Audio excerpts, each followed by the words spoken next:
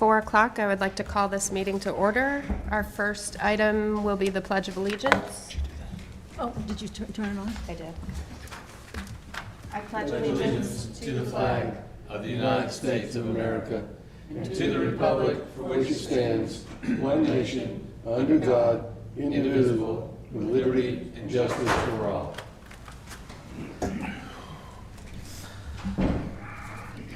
And if we could have a moment of silence.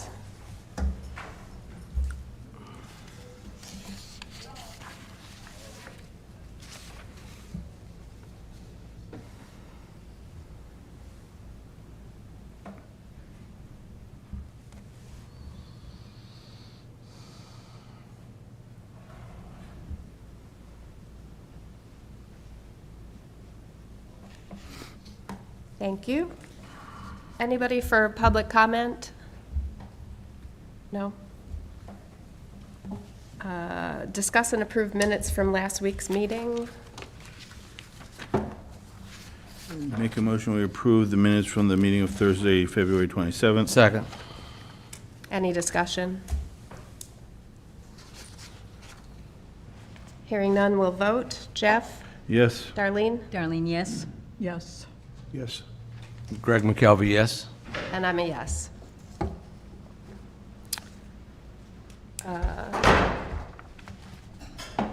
Nobody from the select board, nobody from the school committee. So we will continue with old business and discuss the warrant articles we've placed on hold. DPW wanted to go first. Wayne? Yes, please.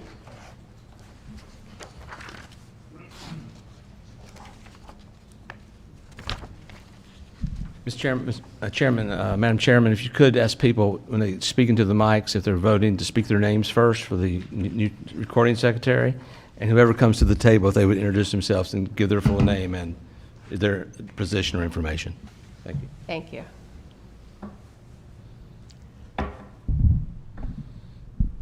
Catherine Aye. Laurent, DPW Director. Thank you for coming. Of course. So what questions do we have for Catherine? The snow and ice article, will there be a dollar amount for that? Yes, we're finalizing payments this week, so we will have a dollar amount by the end of the day tomorrow. Excellent.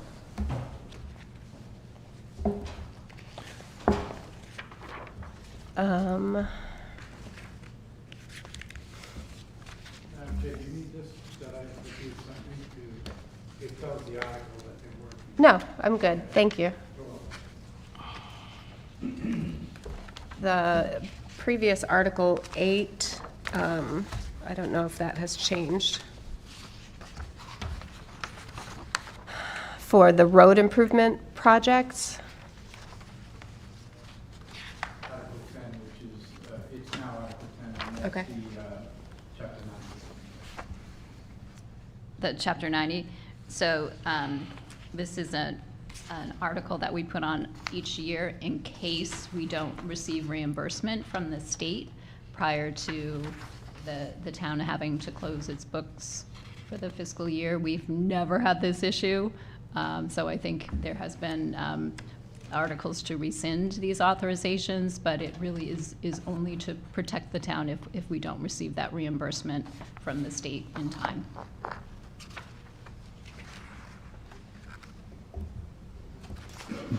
So it's a just in case. Correct. All right, all right. Do you have an estimate or know when you might have an estimate on what that dollar amount is going to be? I believe the town just received the amount, the appropriation from the state this past week. Madam Chair, it is in your new, draft 3, Article 10. Just that, It's 59,500, yeah.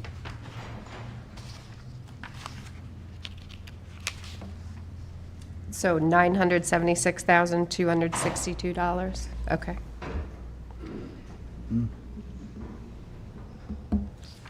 Okay. But you do expect that it'll be, Yeah. So it's a reimbursement program, so as we do certain types of road work, we submit for reimbursement, And again, it's only if we don't receive that reimbursement before the town closes the books for the fiscal year, which Okay. has never happened. Okay, great. Any further questions on that article? No, thank you. And Dick Weiner, what's the 59,500 for? I That's think it. you're looking at the wrong article. Yeah. We're looking at Article 10. Yeah, that's what I'm looking at here. Says Are you in the new? Are you in the new draft or last week's draft? Draft 3. Reading special. Not the special, it's the regular. Oh, maybe that's. Page what I'm- 17. Yeah, that's what I was in the wrong guy. My error, sorry. No worries. Okay, and the next one, the full-time position. Can you just tell us about the need for that? Sure. So under DPW, we're responsible for all of the town's buildings, including the 3 schools. So we have a custodial staff that cleans the buildings on a second shift position. So they are entitled to, time off, whether it's vacation, personal time, or sick leave. And in their absence, we do try to hire substitute custodians, but we have not, in recent years, been very successful in having those positions filled. It is no guarantee of hours at $22 an hour rate. So what we're finding is we either aren't getting the coverage, or we're having to pull some of our maintenance staff to work on an overtime basis to help with the coverage. So just as an example, this past fiscal year, just in overtime costs, we paid over $10,000 in overtime for that coverage, and that wasn't even providing all of the staffing that was required. And to give you an example, at the middle high school, we have 4 second shift custodians. Based on the size of the school, each of them are responsible for cleaning 45,000 square feet. At the Quashnet School, there are 3, and they're responsible for cleaning about 44,000 square feet. At the Casey Coombs School, we have 2. They're responsible for 41,000 each. And then we have the town buildings, where we have 3 custodial staff that travels between the 7 town buildings, and they're responsible for cleaning about 28,000 square feet a night. So being absent a position, for a day, for a few days, creates an issue with being able to maintain the level of cleanliness that is required, particularly in the schools. In addition, in the summer, we do hire temporary summer custodians, is what we call the position. They help with the more intensive cleaning that we do in the schools over the summer months. So we do budget for that at a cost of, let me get that, about $8,000 per position. So we would be reducing, if this position were funded, we would reduce that amount as well from the budget.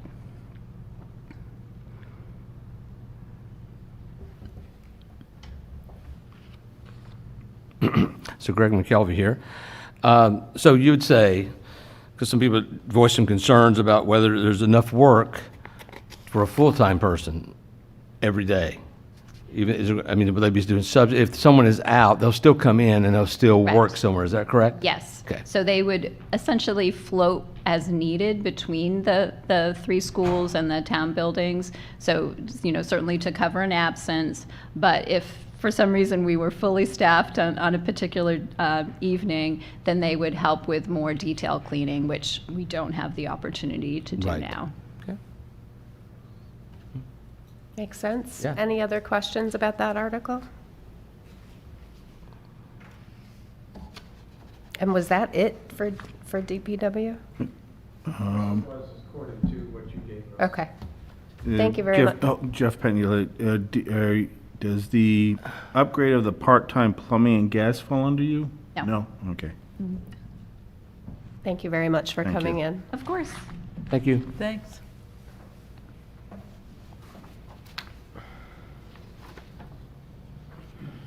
So we'll just take the rest in order. So that would be the building inspector would be next. Yes, please.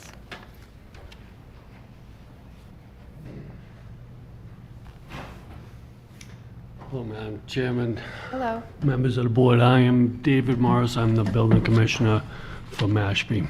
I just want to start out real quick and start out with, I'm here for two articles. I believe that one's Article 19, the other one's Article 23, which I have put in to withdraw that article in favor. So the planning board, it dealt with the minimum size of a ADU, but the planning board has taken that and they are submitting their own proposal on that, so I withdraw that to avoid a duplication of it. That's Article 21, Well, no. That is Article 23, I believe, 23. on there. And the planning board will be coming in with an Article 24, which will deal with the same subject. So our Article 23 is the part-time plumbing gas position. Oh, is it? All right, so is it Article 19 Figure that then? out. Hang on, I'm give us just a sorry. second. 23 is the building inspector. They have already withdrawn that, David, so it's not on there. Got it. Oh, Got it. sorry, okay. Article I just wanted to make that clear, Yeah. okay? So I would say we're here for the plumbing. Right. Full-time plumbing inspector, okay? Yes. Yep. And that would be our Article 23. New article. Okay, thank you very much. It changed on me It's a little quick. dicey sometimes. right? so it's Article 23 is going to be withdrawn. Article 23 is about the new position. So can you just tell us about the need for that position? Well, the need is the sewer line coming in requires every house to hook up to sewer to be inspected by a plumbing inspector. They are done in the afternoon, and the current plumbing inspector is part-time. He only works in the mornings 4 days a week, Monday through Thursday. So there's going to be an extra load every day in the afternoon. And the best way to cover this without a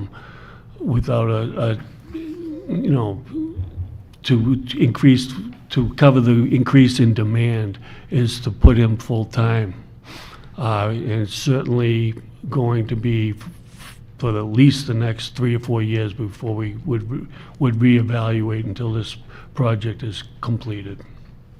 Will your present part-timer then become a full-timer, or will you have to hire a new person to be He will be, that's my understanding, that he will be the new full-time position. We're not really looking to hire anybody at this time, Thank you. other than like an alternate or something. So my question is the part-time position currently in the budget? Yes. So, because what I'm looking at here is the amount requested. I think I may have answered it because it's including the health share, because it looked like a very high amount that was being requested, almost like it was a full-time position that you were asking for. But taking out the amount that's in there for the Medicare, medical insurance, which would be offered to a full-time employee, that cuts the amount of this, like the salary increase down for me. So that makes more sense. The number at first looked like it was asking for a full-time position, to fund a full-time position outright. But when you take out the amount for the insurance, which need to be paid for a full-time employee, the total amount actually makes sense to me now, so I'm good with that. And the only thing I was going to add, sir, is we have to go on the premise that if that article failed, we've got to have the funds to cover the part-time. But obviously, if the article passes, then those funds for the part-time will be reduced in the future. Yep. If that makes sense. Yep. Thank you.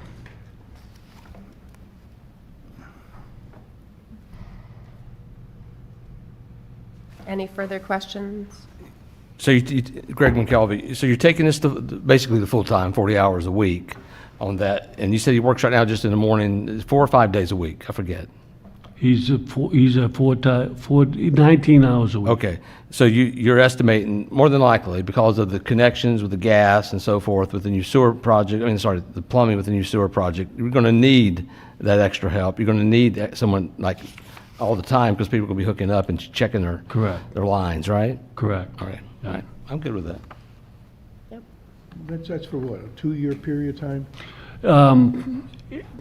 I believe it's a 3-year period at this time, but there's going to be another phase added Or then to. drop back to a part-time position after that? That's possible, yeah. We're looking at that possibility at that time, sure.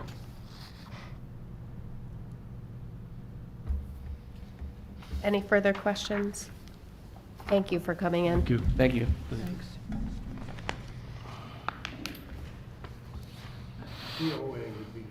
COA is next, please. Which article is that? Good afternoon. Heidi McLaughlin, Council on Aging Director. How are you? Good, how are you? Good day. Good day.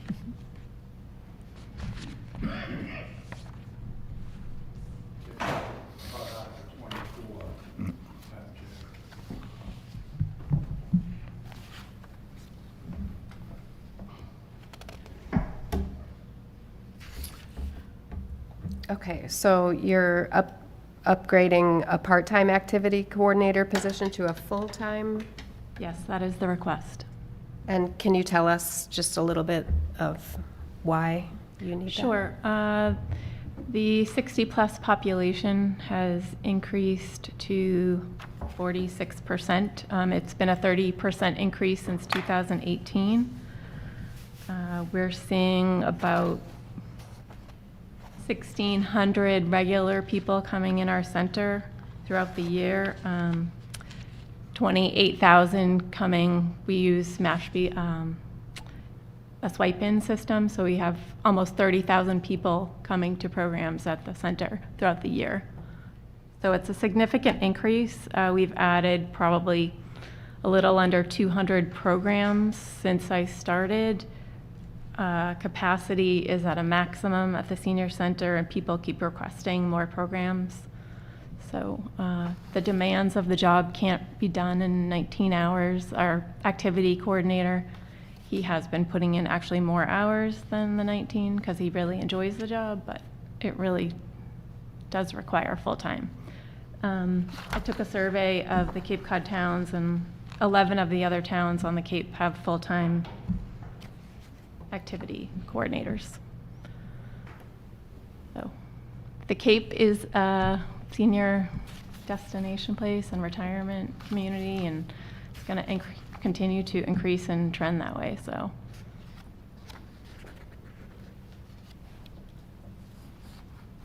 Being an active member of the senior center, I understand all the new programs I've seen just in the past 2 years since you hired your activity coordinator, so I understand the need. Thank you. yes, thank you. I'm also in there quite regularly as well, and they're always busy, and more than they can do usually as well with most of the programs. So it'd be nice to have a new coordinator full-time there. Good. I think before COVID, there was a lot more volunteers present, volunteering their time, and since then, people are a little more hesitant to volunteer. So we've seen a decrease, probably half. So a lot of the slack was picked up before by volunteers.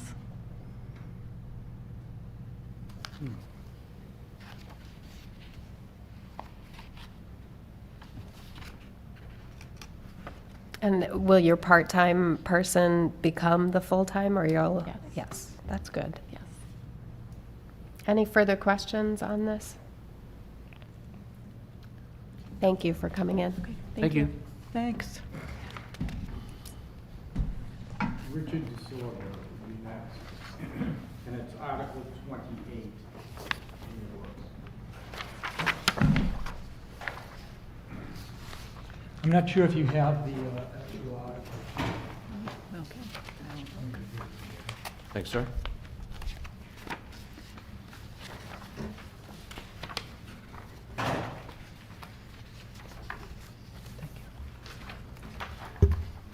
Thank you. Thank you. Thank you.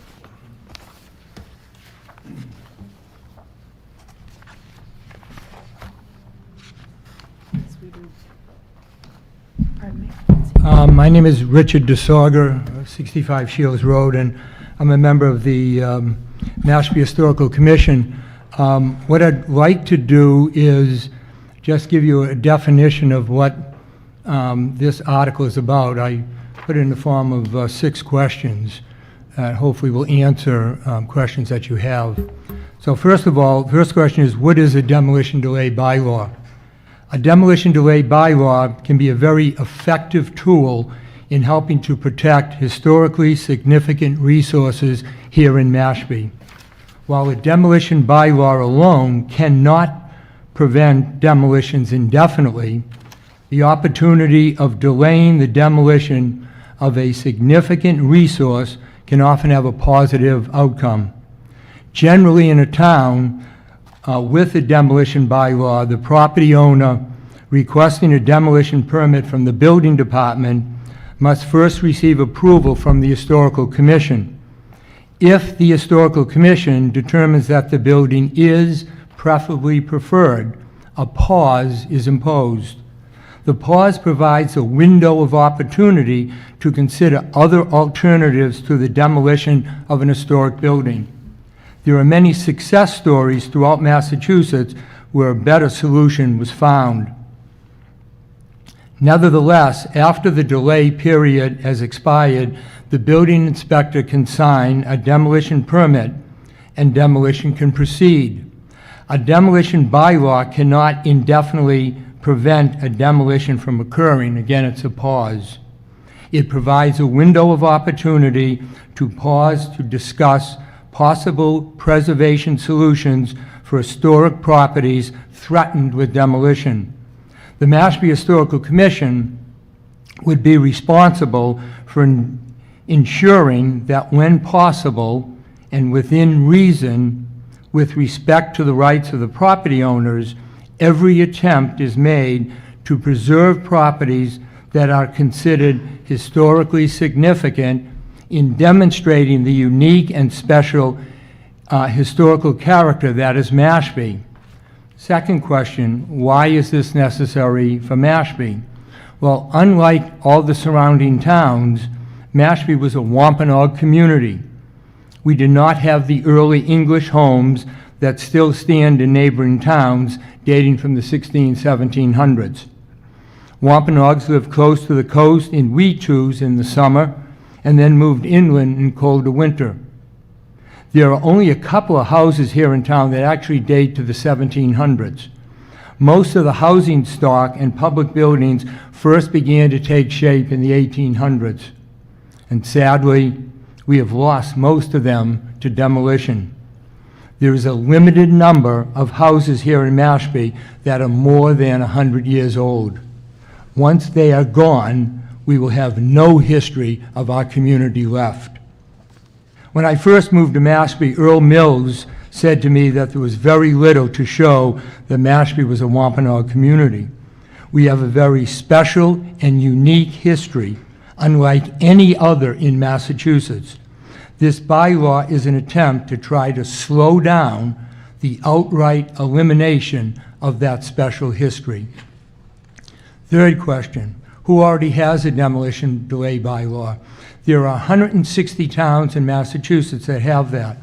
Here on the Cape, the towns of Falmouth, Provincetown, Truro, Wellfleet, Eastham, Chatham, Orleans, Harwich, Dennis, Yarmouth, and Barnstable all have a demolition delay bylaw. 4, how is this thing going to work? First, a developer looking to demolish a house applies for a demolition permit from the building inspector. Then, the building inspector, determining that the house may be under this bylaw, would send a copy of the permit to the chair of the Historical Commission. Then, the commission would give public notice of a hearing, place an announcement in the local paper, send a copy of the notice to all abutters, to the owner, to owners of property deemed by the commission to also be affected by the proposed demolition, to the Mashpee Historic District Commission, and to the Mashpee Wampanoag Tribal Council Chair. Then, if, after the hearing, the commission determines that the structure is not historically significant, the commission will notify the building inspector, who would then issue a demolition permit.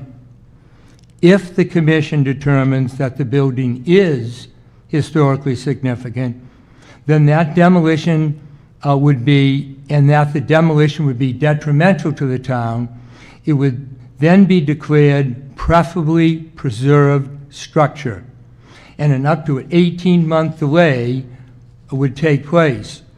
No demolition permit would be able to be issued during that time. The commission would then work with the developer to try to preserve that historic structure. Then, if the commission finds there is no reasonable likelihood that the owner or others are willing to purchase, preserve, rehabilitate, or restore the structure, or if the commission is satisfied that for at least 6 months, the owner has made continued and reasonably good faith efforts to locate a purchaser to preserve, rehabilitate, and restore the structure, and that such efforts have been unsuccessful, then the permit to demolition will be issued. 5th, who in Mashpee will be impacted? 99% of everyone at town meeting would not be impacted by this bylaw, as their home is not more than 100 years old. But 100% of everyone at town meeting would be impacted because we all live in Mashpee, and the character, the history, and the appearance of this town affects all of us. Now, this really is a very conservative bylaw that does not prevent anyone from doing anything. It simply puts a pause to try to preserve a piece of our history and character. We are responsible people on the Historical Commission and would work with a developer or owner to reasonably try to find a way to preserve a house so that its history and character is saved, while at the same time enabling the developer to complete his or her project. If the developer doesn't want to work with us, then he or she can simply wait out the delay and go ahead with a demolition. If the developer feels we're unreasonable, there is an appeal process built in, where the issue would then go to the select board, who, after listening to both sides, could overrule our decision and permit the demolition. Now, there are many towns with this bylaw that just consider houses case by case, no matter their age. Most of the towns with a bylaw have a 25-year age limit of the house. Others have a 50. I believe we are the most conservative bylaw of any town in the state by having a 100-year-old stipulation. And finally, why is this important? Back in 1978, the Historical Commission listed as one of its goals to establish a demolition delay bylaw. Sadly, they never brought it forward.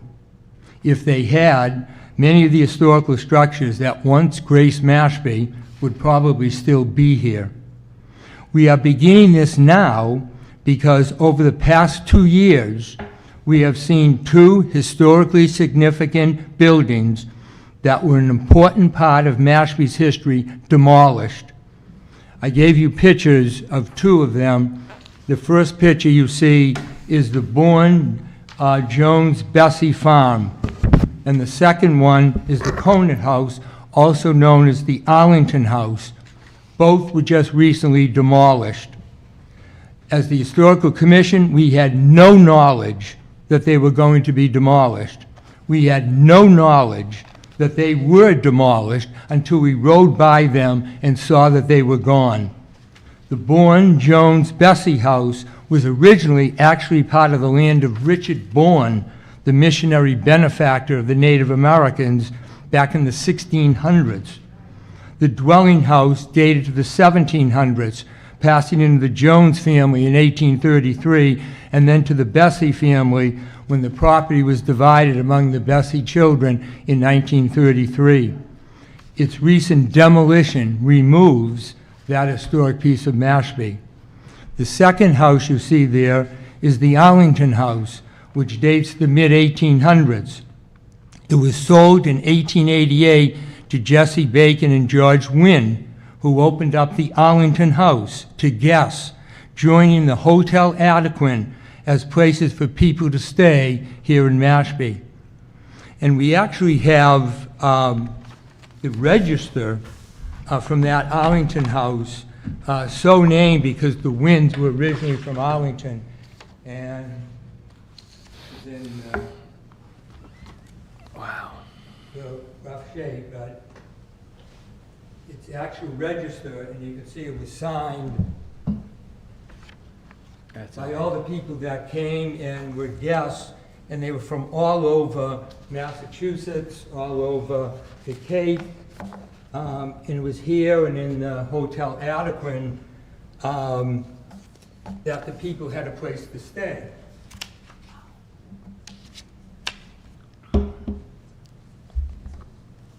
So that's the actual register that was in the Arlington House. So again, without our knowledge, those houses were demolished. And if you look at the last picture, you can see what took the place of the Arlington House, a McMansion that was built. And this is right across from Heritage Park. Another of the few remaining pieces of Mashpee history is now gone. The Mashpee Wampanoag Tribal Council also voted to support this article, as they, perhaps more than anyone else, have seen the slow destruction and loss of a lot of our history. So that's the purpose for the article. Thank you. Any questions? Richard, Greg McKelvey. A lot of work, great presentation. Thank you.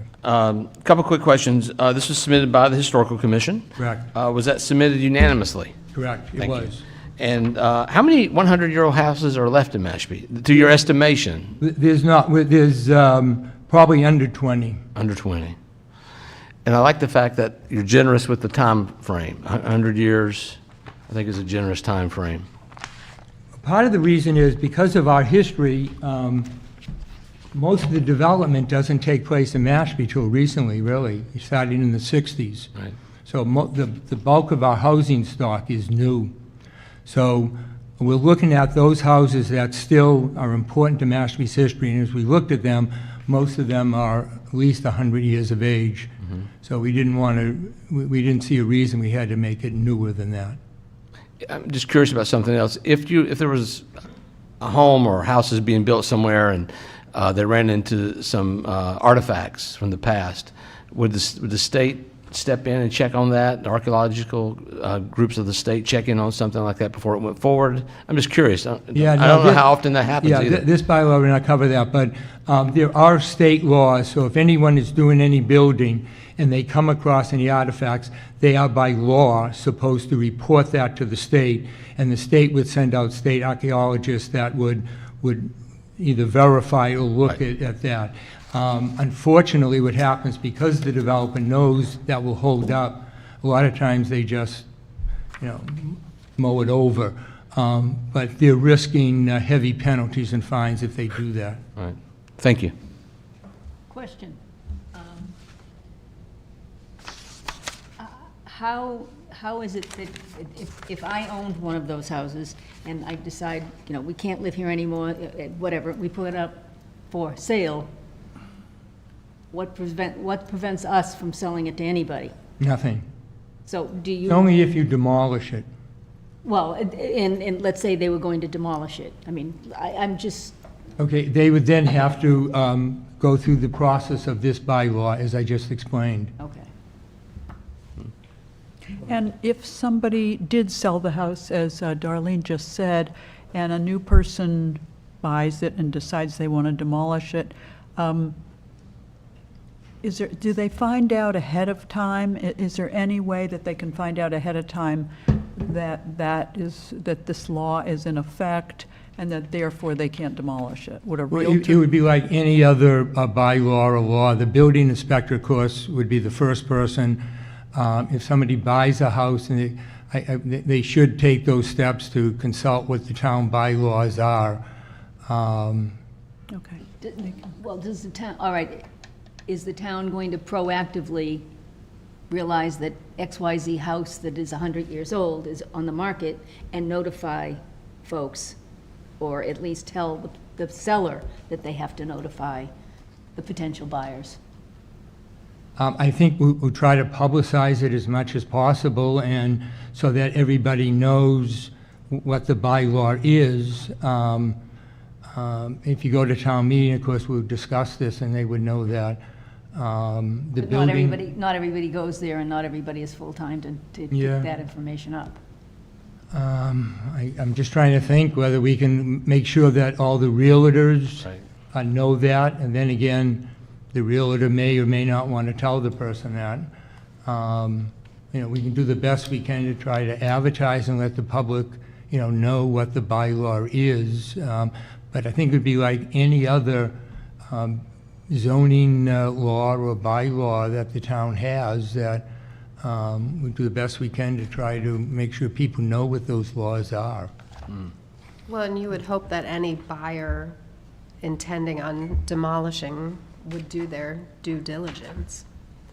Well, you'd think that the real estate agent has to Well, disclose that information, I would imagine. The issue doesn't come up with the buying and selling, it's when the demolition. Right. Anybody demolishing has to Right. go to the building inspector to file for a permit. Correct. That's when this law will kick in. Right, okay. So the buying and selling is irrelevant. Well, It's when- if you it's were when- buying it with the intent to demolish, And didn't know. Then, probably would research that a little. then if I was doing that, then I would have to do my research to find out whether there is such a law. But then again, there are unscrupulous people that could do it without filing the laws, and there's nothing we can do about it. Yeah. This would be a bylaw for those people playing by the rules. Well, if you got to go into town hall and get a permit, Right, but, the building department's going to know. right, but. Immediately, and someone's gonna be disappointed.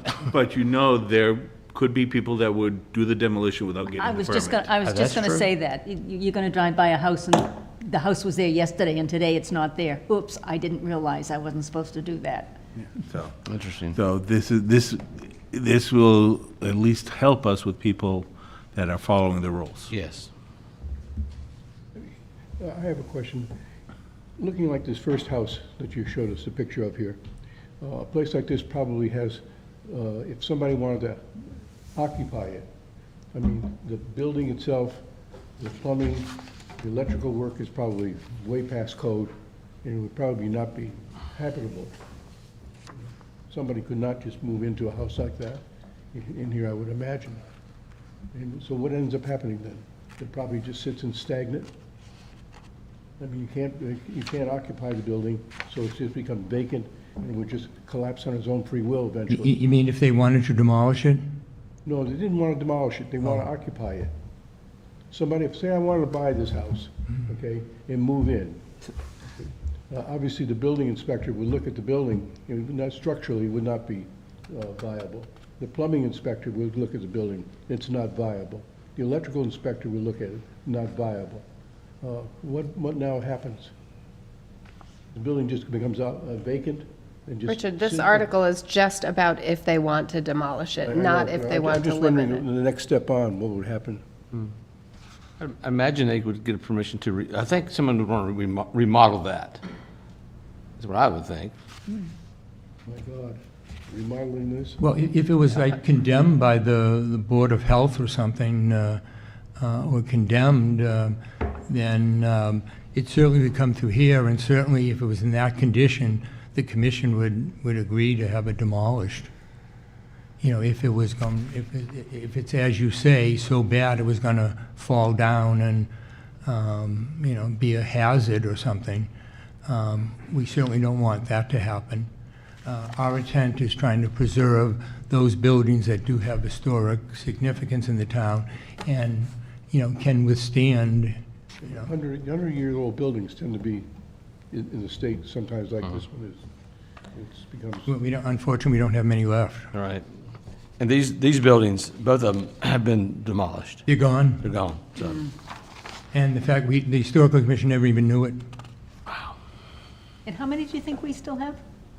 How many do you think we still have in Mashpee?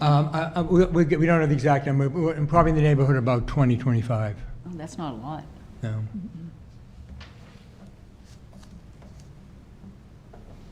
Any further questions? pretty clear. You were very thorough. Thank you Oh. for coming in. Thank you for inviting me. Thank you very much. Madam Chair, if, is the War Memorial and the ancient burial grounds also coming up? No, we have already taken Did that? action on Okay. those. We're good then. Oh, you have? Okay. We did. We voted to recommend both. Oh, we did, great. We okay. did. All right, thank you very much. Okay, Thanks, sir. Thank you. So our last one is old Article 27.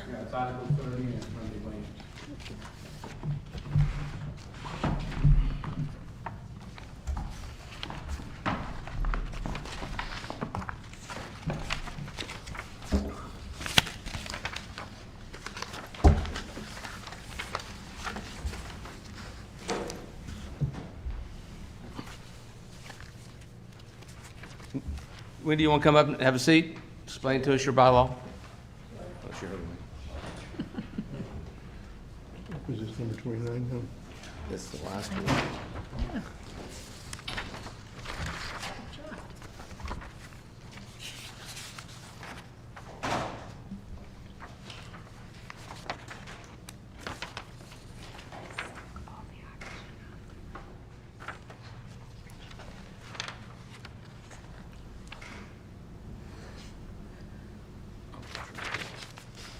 It's actually number 30, Richard. Number 30. Yeah, number 30.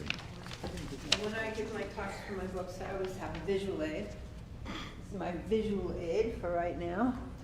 I'm sure you all are very familiar with this. This is one of the 4 freedoms that America enjoys. Yep.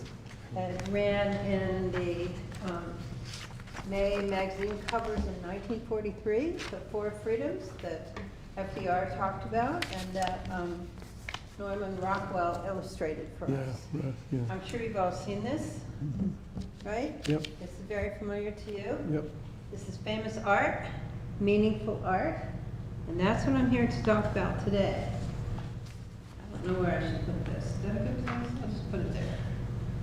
So, what I'm here to talk to you about is the importance and the value of the public's right to speak. First of all, I want to thank you all for having at the top of your meeting public comment. This is something that is a tradition. This is something that we've always done, but right now it's not happening. So I have a little speech to give you because that's what I do. If it's boring, I'm sorry. Many people in this country today mistakenly believe that the battles going on in Washington are between Democrats and Republicans. That isn't the case. The battle is between authoritarianism and respect for the individual. This is not a new battle. It was waged 100 years ago when Calvin Coolidge shrugged his shoulders at poverty and helplessness. This past summer, I visited with my husband Coolidge's homestead in Vermont. Wow, if you haven't been there, go tomorrow. It was such an instructive day. Life in Coolidge's Vermont a century ago was tough. Only the strongest survived, literally. About half the kids in Vermont and in the United States died before the age of 5 a century ago. You may not remember this. Antibiotics had yet to be invented. Coolidge was a strong, tough, honest man who milked his father's cows in -10 degrees during a Vermont winter when he was just a child. He had to do this because he had no choice. The family would have starved and died if he had not done his job. His worldview was shaped by those hardships and by the hardship of his own child dying when he was in the White House. Because while playing tennis in the White House tennis courts, the son developed a blister, which became septic and which killed him. He died from the infection developed while he was playing tennis. Imagine that. Yet Coolidge girded his loins and kept on working. This is how it was in those days. And Coolidge believed in the strength of the individual. He did not believe in authoritarianism, and he also didn't believe that the government should intervene in the lives of individual people. But a lot has changed since Coolidge's day. I like Calvin. But today we live in a different world. His child would not have died from a blister, thank you, federal government. So what does this have to do with the right of public comment? Why am I telling you this story? Because right now, the ability of the public to speak to power, you people or anybody, is the foundation of our democracy. And right now, in this town, Mary Wagon and Andy Gottlieb, when he was selectman, refused to grant the public that respect. Without that respect, we can't have a democracy. It is absolutely imperative to allow public comment first and foremost at any public meeting. If you don't listen to the people, then why are you even here? It's very, very, very important. Over the last century, a consensus has developed in this nation that the individual does matter, and that when a mother loses a child, we all ache for her loss. That's what we have decided that our government is about. The reason that we value and respect the individual is that many fewer parents now don't have to go through what Calvin Coolidge had to go through. The respect for the individual begins with, the foundation of our democracy begins with the individual and the individual's ability to come before you as a board and speak what they believe. You don't have to like it, but you have to listen to it. So now, here we are in Mashpee.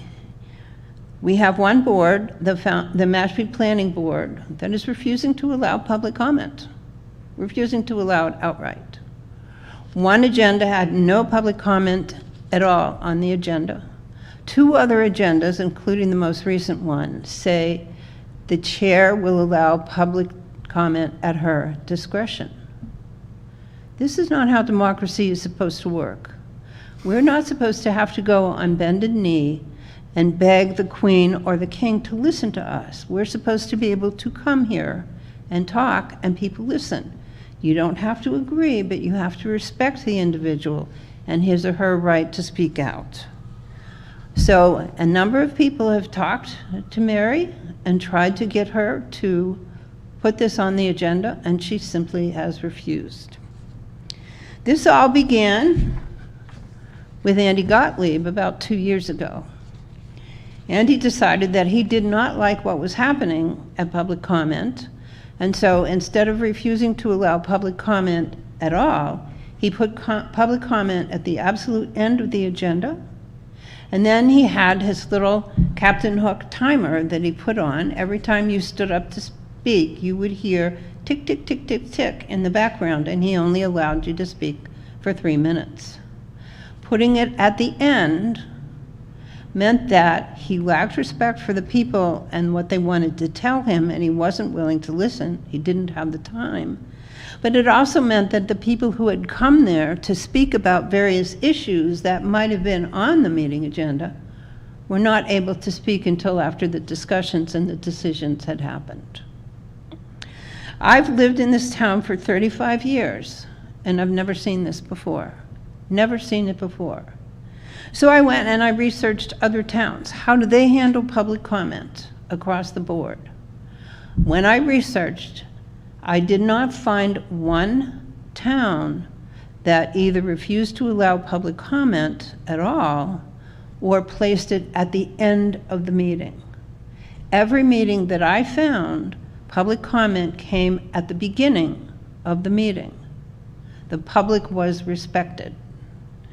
So Rodney, well, our town manager, and Wayne are concerned about money. They're concerned that people will come and take up so much time in a meeting that the town will have to pay overtime for various officials that have been required to come to the meeting.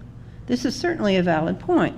You don't want to have to waste overtime money on people when they listen to an hour of public comment. Makes perfect sense. The town manager and I just spent an hour talking, and we came up with some ideas about how this proposal can be negotiated or rewritten so that we can both respect the public's right to talk and also respect the town's need to save money, because we do. We have some ideas for how we could do that. In Bourne, how they do it is, at the beginning of each meeting, they say, we have 12 minutes for public comment. Each person is only allowed to talk for 2 minutes, so that means 6 people could talk. But what we could do here is something like that, and I think that would be valid. We could say we only want 2 people to talk and the rest of the people can talk at the end of the meeting. It really is up to people to negotiate, not to dictate, not to say you can't talk because I don't want to hear you, but to say I'm responsible for running this meeting. I want to hear what you have to say. How can we meet in the middle? That's the way to do it. One way to do it, which I've done in the past in my own life, is a number of people come to a meeting and they want to talk. You can say, we don't really have time for all these people to talk at the beginning. Would you be willing for 1 or 2 people to talk now and the rest can speak later? My experience is that most people will say that's fine. Or another way to do it is what Bourne did. What Sandwich did, which I really loved, is they have public comment at the beginning of their meeting, and then they have public comment at the end of their meeting. I think that's great. I don't know if that means the same person can talk twice, or that's their way of making sure that the meeting isn't ruined by a large group of people. I'm going over to Sandwich soon, maybe tomorrow or the next day, to ask them, where did this come from? Why do you do this? So one of the concerns that the town manager has is, if we do this, is it legal? I think it's probably legal. Certainly Bourne thinks it's legal. I suspect that Sandwich thinks it's legal, but I don't know the details yet of Sandwich. But we need to find some way that the public's right to speak and be heard is respected. Why is this important to do it at the beginning of a meeting instead of in the middle or at the end? If you come to a meeting to talk about particular issues on that agenda, what would be the point of you talking at the end of the meeting? This is what Andy did to people. You can't talk till the meeting's all over. So we know why that happened. Recently, there was an issue where someone was put up for being on a board. Public comment didn't come until after that was voted on. And so if you were a person who thought that person should not be on a town board, you didn't have a chance to say anything until the select board had already voted to accept that person on the board. In other words, that's yet another way to manipulate the requirement to have public comment, so the public is not actually respected. We see in Washington right now what happens when the public is not respected. There is a schism. As I say, it's not Republicans and Democrats, it's people who believe one point of view about government and people who believe another point of view about government. But the schism started because some people believe the people should be respected and listened to, and some people don't. So, this apparently, the way it's proposed here, would be a bylaw. Wasn't my intention. As you all know, I'm a journalist and author, so I'm introducing ideas here for discussion. How it finally works out is really not up to me. It's up to all of you. It's up to the town manager, who has some really good ideas, and I'm sure the assistant town manager has good ideas. It's a process that's in negotiation. But for now, I'm going to leave this proposal in the agenda that will be sent out to all the voters in town so that they know this issue is up for discussion. And I hope that you all agree with me, and I think you do, because public comment is at the beginning of your meeting, that the public should be allowed to speak, and that it should be at the beginning of the meeting, so before you have discussions on these issues, you know what the public thinks. This is how democracy functions. Democracy functions through negotiations and common human courtesy. Most of the time in this town we have this, but sometimes right now, in one or two boards, we don't have that. We have people who are interested in control. And that's why this needs to be not just taken for granted as a right, a la Norman Rockwell, but somehow or other put into a bylaw or perhaps into the town charter, as the town manager suggested might be able to happen. That's why I'm here. You can ask me any questions you want. Thank you. Mrs. Williams, Greg McKelvey, just a couple quick questions. So the last point you made about having, a person appointed to a committee, and then they're already appointed, and no one's able to come up and speak to that appointment. Would it be acceptable if the chair at such a meeting were to ask to the audience after they spoke to that person and took their application, if there was anyone in the audience that would like to speak to this nominee's appointment? Well, that would be very acceptable, but that wouldn't cover what I'm interested in. Correct, but you Okay. brought that up, so I wanted to bring that up too. Okay. Yeah, so. So that would be acceptable. I think the chair should invite public participation whenever possible, because that's what democracy is all about. But the reason I'm concerned about that is because I have seen over the last 3 years that I've been watching Mashpee government closely, some people, not most people, but some people usurp that power and not allow the public to speak. And that's why I feel we need to be clearer about the public's right to speak. So my preference is that this would be done, as it's always been done in New England, at the beginning of every meeting. And it's done in all the other towns on Cape Cod that I researched. Public comment starts at the beginning.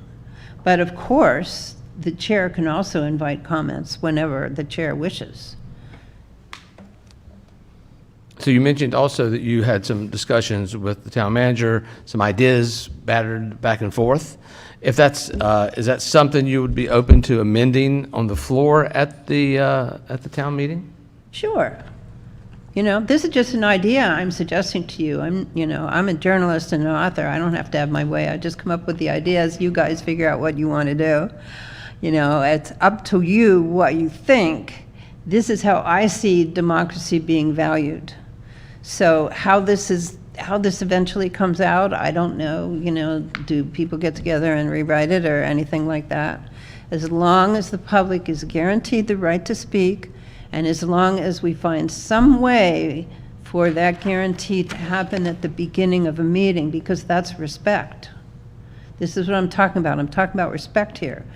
These two men listening to this speaker here have suits and ties on, but they're listening to the workman with the newspaper in his pocket, because that's what democracy, especially New England democracy, is all about. So it's possible, you know, some concerns are, what if 20 people show up and we have this thing and this thing on the agenda, we have to do it. So a gracious chair can say, I am requested to have a public meeting, a public comment at the beginning, and so I will take 1 or 2 public comments. But right now, we also need to do A, B, C, and D, so would the rest of you be willing to talk later? In my experience, most people will say, sure. There are a few belligerent people. We can't legislate for everybody. But most people will say, sure, because they will feel that they were asked, and they will feel that they were respected. That's what people want.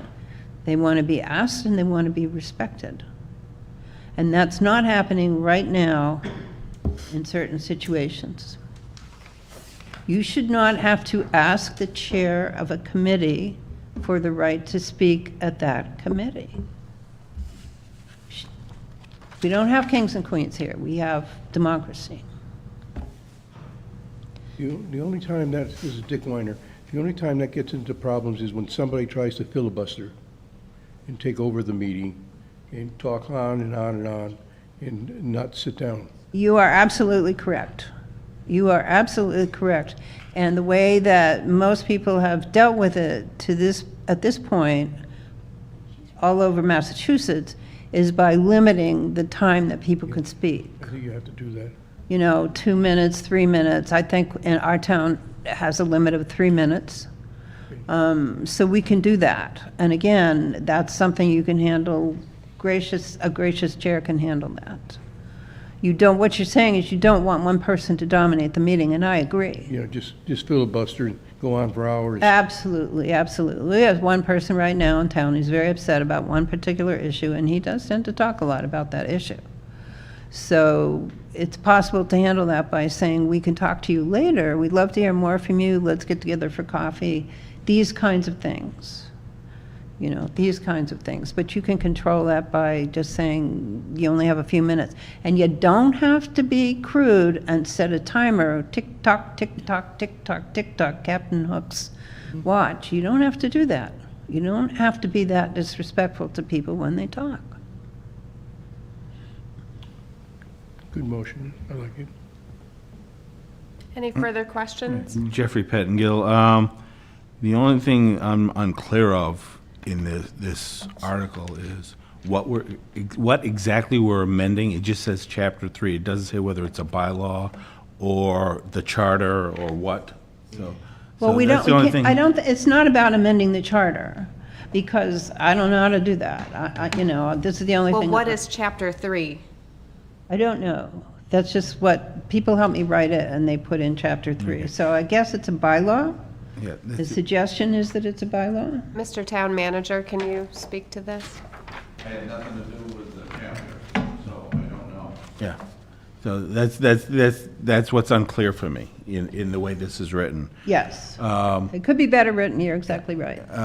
So my question is, of the towns you've looked at, do they have something like this in their bylaws? That's a very good question, and I don't know the answer to that question.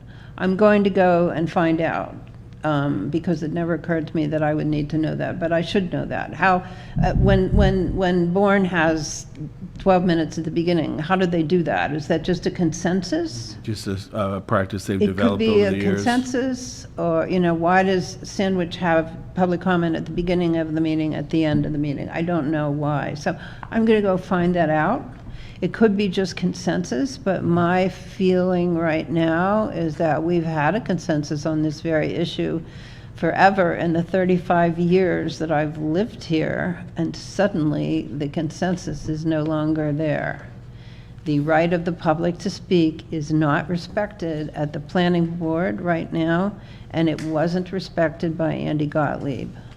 And so are we assuming that this Chapter 3 is a bylaw then? Or we have no I have idea? no idea. I could come back to you later with these questions. I don't really know the answer to the questions you're asking. Okay. I wasn't meaning. Well, it's you submitted this, right? Yes. And it says, to see if the town will vote to amend Chapter 3. Okay, well, then it must be a bylaw. If that's what it's called, then that's what it's called. Okay. Any further questions?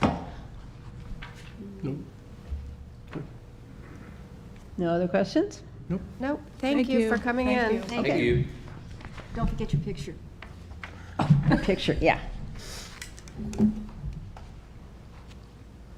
Okay, those were all the articles we had on hold.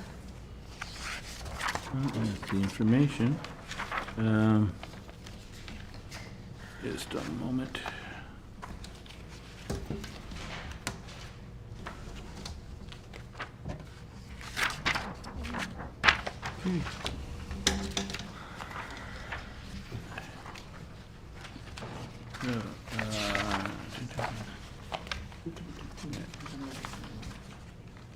Yeah, we have a lot to do.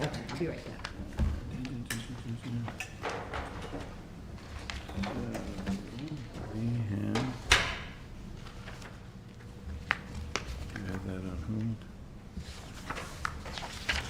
So I'll be looking for motions to remove holds on Yeah. any of these. Okay, we didn't take any action on that, so it should be the.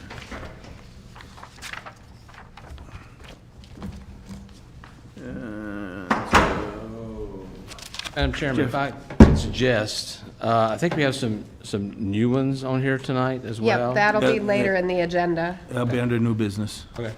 We're still on I was old just thinking business. about our manager and our, Yeah, we're we good with to them? go. Thank you so much for coming. All right. Thanks, gentlemen. So, Madam Chair, Jeffrey Pettigill, I'd like to make a motion, we remove the hold on Article number 10. I'll give you a second on that, just to continue it, if you need it. Okay, any discussion? So this is the, just in case they don't receive Chapter reimbursement. 9 of the article, we're Yes. basically Right. just waiting for a dollar amount. For snow and ice, right? No, No. no, this is in the annual warrant number Oh, okay. 10. Article 19. There is a dollar amount. Yeah, there is now. Yeah. Yes. There wasn't before. Yep. And this is just in case they don't receive reimbursement, which she says has never happened. Exactly. So- So, So do we have a motion there's a to? motion to remove the hold. Second, if there hasn't been. Yeah, you Oh, seconded it. yeah. So we'll vote. Jeff? Yes, remove the hold. Yes. Darlene? Lee? Yes. Yes. Richard? Greg McKelvey, yes. And I'm a yes. Madam Chair, Jeff Pettigill, I make a motion, we recommend Article number 10. Second. Greg McKelvey seconds. Any discussion?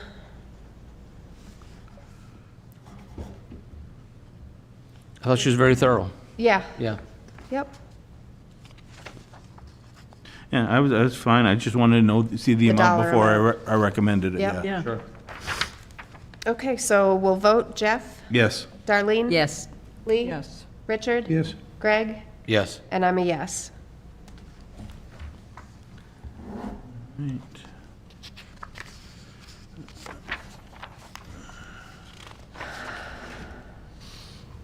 Article 19 was the next one.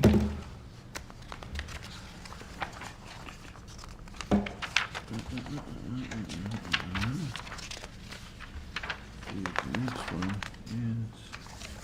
I recommend, is Article 22. Greg McKelvey recommends that we remove the hold on Article 22. Jeff Second. Pettigill, second. We'll vote to remove the hold. Jeff? Yes. Darlene? Yes. Lee? Yes. Richard? Yes. Greg? Yes. And I'm a yes. Any discussion? This makes sense to me. I If make it's a 10 motion, I make a motion, we recommend Article number 22. Second.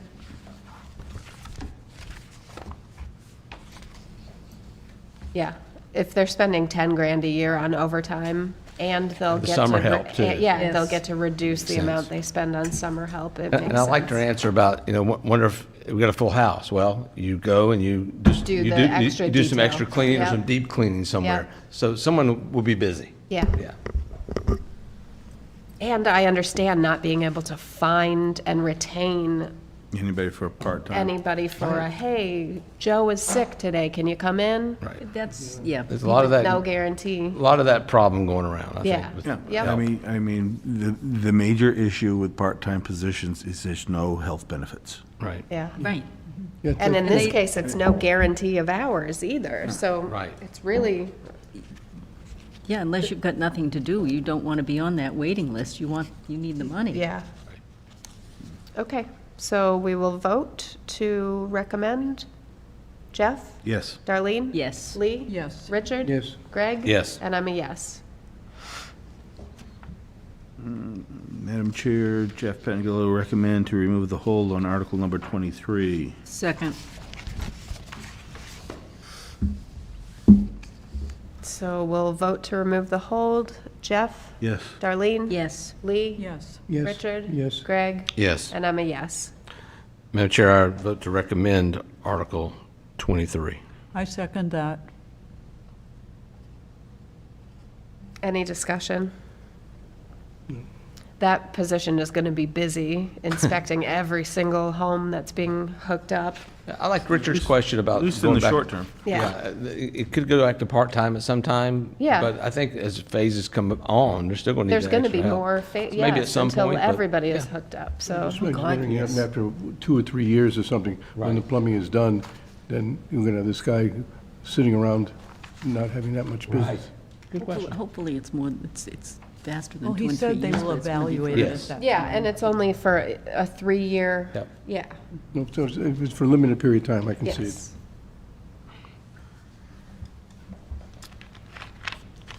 So we'll vote to recommend. Article 23? Jeff? Yes. Darlene? Yes. Lee? Yes. Richard? Yes. Greg? Yes. And I'm a yes. Madam Chair, I move to remove the hold on Article 24. I second that.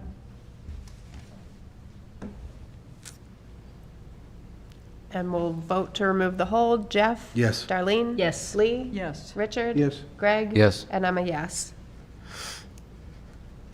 Madam Chair, Jeff Pettingill, motion to recommend Article number 24. Second. Any discussion?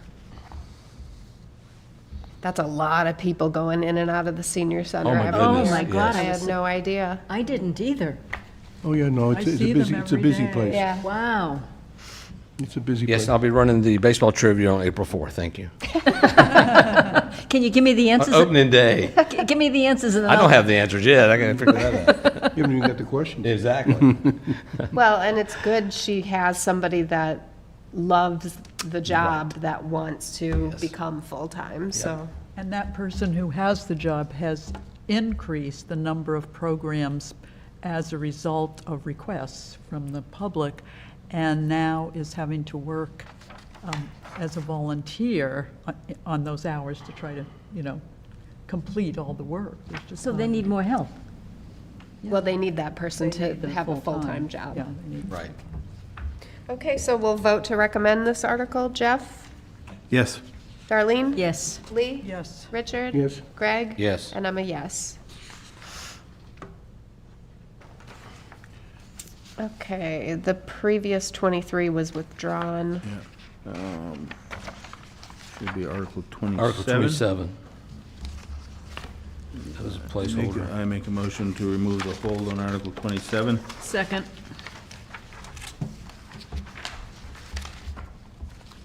Vote to remove the hold. Jeff? Yes. Darlene? Yes. Lee? Yes. Richard? Yes. Greg? Yes. And I'm a yes. I thought his presentation was very thorough. I make a motion to recommend Article 27. Yes. To second. Wait, 27, 27 is the bylaw, the So, demolition bylaw. Demolition bylaw. in draft 3? Oh. 27 is the accessory apartment. Oh, he's Yes. Oh, Zoning. 28, 20, 28. Our apologies. 28. 20, So we, hold on. That's right, So he we gotta go removed- back, Yeah, so we've removed the hold, hold on 27. yes. Okay. But we're But you- not 27 ready to take action we're on not that one. taking, No. Because that's being removed apparently, or something. He said he was removing the accessory apartments, and the planning board was bringing something forward. so we're going to hold a vote on that. Well, no, this is the new one. Oh, We need okay. to talk to the planning board, which we didn't ask for them to come in Right. tonight because this wasn't there. Correct. So I'll be looking for a motion to put this back on hold. Yes, got that. Second. Yeah. Which one we Well, talking someone about? has to make the motion. You said Yes. yes. Greg just Oh, made- he said So yes. moved. It was 27? Second. Okay. 27? Yes. So we'll vote to put Article 27 back on hold. Jeff? Yes. Darlene? Yes. Lee? Yes. Yes, Richard? Yes. Yes. Greg? And I'm a yes. So I will ask for the planning board to Yes, come in please. and discuss this article with us.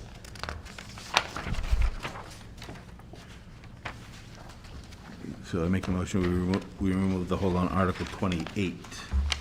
Second. We'll vote to remove the hold. Jeff? Yes. Darlene? Yes. Lee? Yes. Richard? Yes. Greg? Yes. And I'm a yes.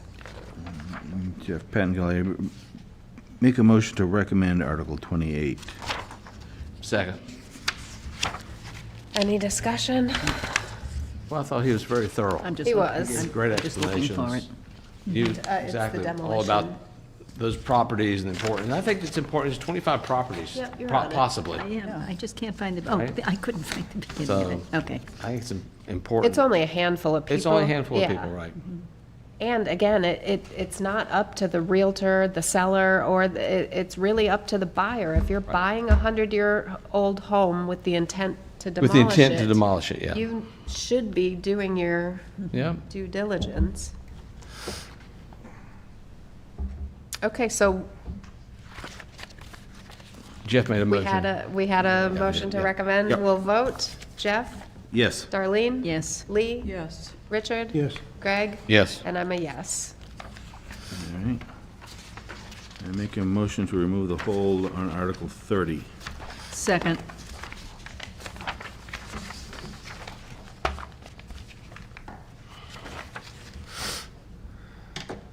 I'm not sure about that, removing the hold, because it seems as though we need to know for sure if what's going to happen is amending Chapter 3. Of what, of what? Well, we can discuss it after we, I think we Well, got- we've got a motion on the floor we To can discuss it. Oh. Yeah, oh, yeah. Discuss whether or not to remove the Remove the hold. hold, then we Oh, can okay, discuss I'm it. sorry. No, I got ahead of no, we us. can discuss the motion of removing the hold. She Yes, doesn't, and that's she, what I'm she's I'm not sure whether That's she wants right. to remove the hold. questioning whether we should remove the hold. Got you. Because I'm not sure if this is the way it's going to come out. I find it odd that the petitioner didn't even know What what that chapter? meant. What Yes, chapter me 3 too. was, yeah. Me too. And the select board does not recommend this. Of course not.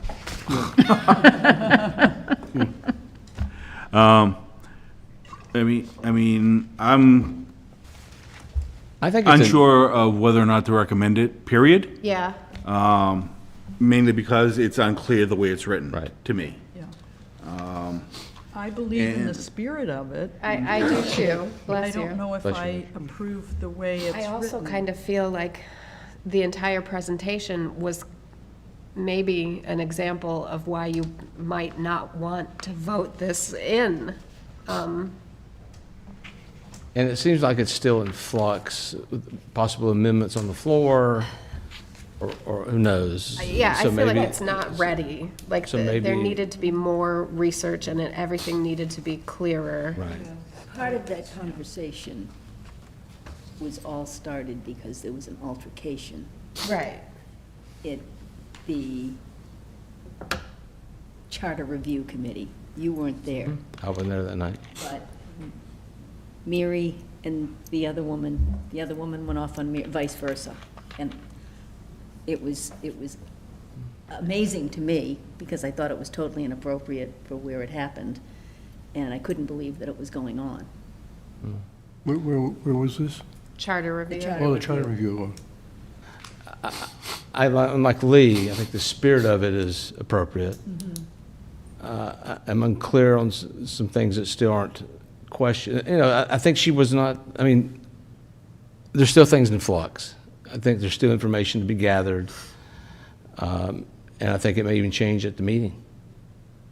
It's like an amendment on the floor. Is that appropriate, though? Like, Yeah, you you should can- have you can your, do that. I know, but you should really have You could- your you could do ducks in a that. row before you. So maybe we make no recommendation. Well, the Charter Review Committee, is the Charter Review Committee meeting any more? Oh, yes. Oh, God, Okay. yes. Because I didn't know if at that meeting you can bring that Chapter 3 up, or is that not in part of your agenda? Well, this is a bylaw, though, not the charter, That's right? what she seemed to indicate, yes. Right. Okay. So, We have no idea whether it's the bylaw. We don't know where or this what. right. comes from. And what the charter review is, what the charter review is recommending is in the warrant tonight that we'll look at in a few minutes. So, Okay, so we need to have all the correct information before, I think. No, I don't know if we're gonna get it. I think we just sort of leave it on hold. Well, we could either leave it on hold, or we could Vote to make no recommendation. vote to make Vote to no not recommendation. recommend. maybe vote to make no recommendation, as opposed to not to recommend, but and that way, on the floor, it will be determined if there's a change, and the people will decide. Bless you. Okay, Thank you. well, let's Excuse me. vote to remove the hold. Jeff?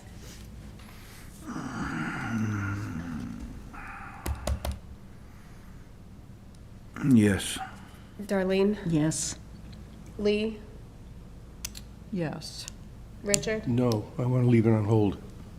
Greg? Yes. And I'm a yes.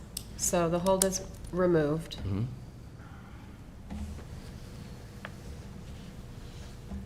Then we have to vote to approve. No, Well, no. we- Talk about that. I make a recommendation, we make no recommendation. I'll second that. Any discussion? Yeah, I don't think that's the right thing to do. I think we ought to just keep it on hold until she can clarify. I mean, the issue really is, She may not know until the night of the meeting, though, Richard. Like, it may change up until, And if we hear something at the meeting, or we get other information, doesn't mean we can't rescind our vote and change our Right. vote either. right. So, we can do that as well. I'm on the fence of either making no recommendation or not recommending. I could go either way. Again, I agree with the principle. We have public comment on every agenda at the Yep. beginning. But if it were a 15-minute dog and pony show like that for each person that, like, I can see why it needs to be much clearer than this for Yeah. the sake of the length of these board meetings. you don't want somebody to stand up and start lobbying, and take up an hour. Right. I feel that I don't want to not recommend it because I believe in the thought of it. Right. So I would rather just not make a recommendation. Until they have it Yeah, just. clearer. Okay, I can get on board with that. So we will vote to make no recommendation. Jeff? Yes. Darlene? Yes. Lee? Yes. Richard? Based upon the clarification of Chapter 3, what Chapter 3 is? We're just voting to make no recommendation on this article. You either vote yes or no. No. Greg? Yes. And I'm a yes. So I need to write that down. Okay. 5-1. Okay, and that was all of our, Everything we had on hold except for the article in the special. which was the snow and ice. yeah. Yep, and she said they would have that by Hopefully the in end the of next the day. draft, we'll Yes. have the number. Okay, so, new business, town manager has left. Discuss warrant articles for which no action was taken last week, which is Article number 4, the first one? the special Nope, the annual. annual. Yeah, all the specials have been addressed.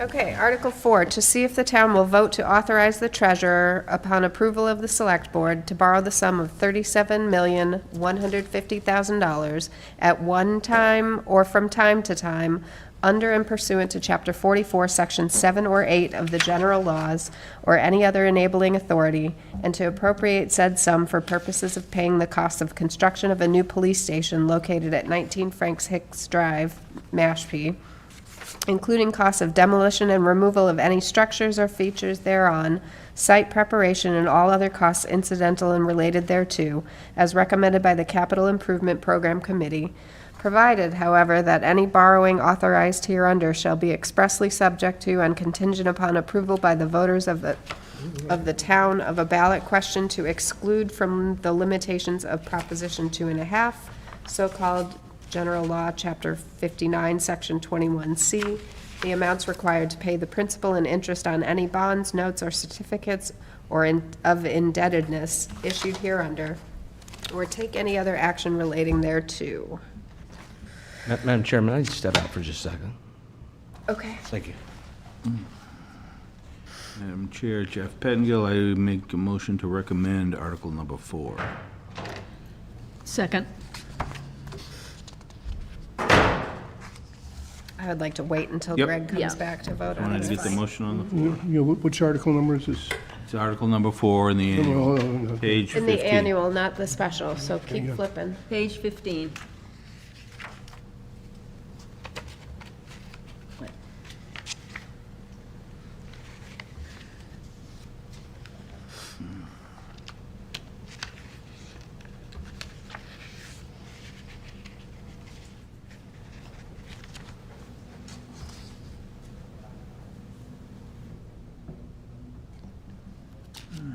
So,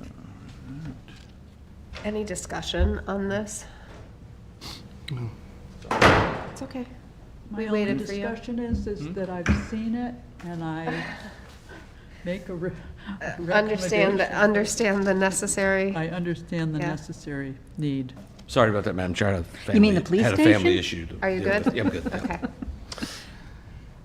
So there has been a motion to recommend Article 4 and a second.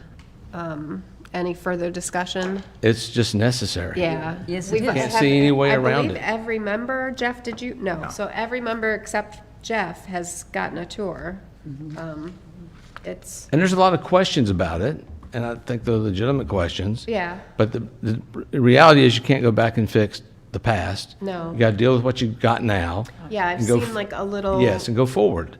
And answer those questions as you go.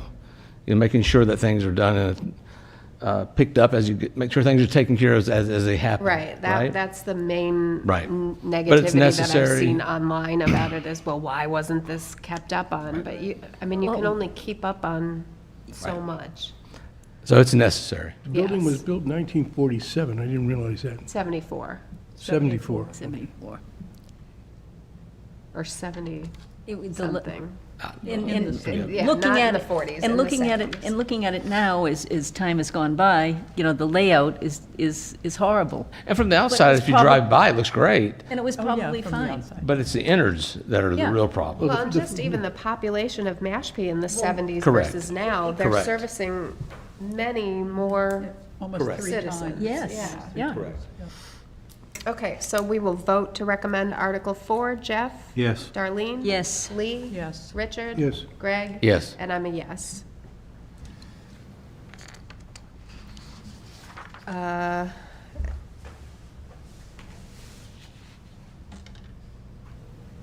So Article 5 is the Yep. next? Yep.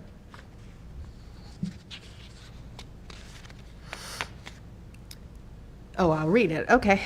Article 5, to see if the town will vote to authorize the treasurer, upon the approval of the select board, to borrow the sum of $200,000 at one time or from time to time, under and pursuant to Chapter 44, Section 7 or 8 of the general laws, or any other enabling authority, and to appropriate said sum for purposes of paying the costs of a wastewater Phase 3 recharge evaluation, including all other costs incidental and related thereto, as recommended by the Capital Improvement Program Committee, provided, however, that any borrowing authorized hereunder shall be expressly subject to and contingent upon approval by the voters of the town of of a ballot question to exclude from the limitations of Proposition 2.5, so-called General Law, Chapter 59, Section 21C, the amounts required to pay the principal and interest on any bonds, notes, or certificates of indebtedness issued hereunder, or take any other action relating thereto.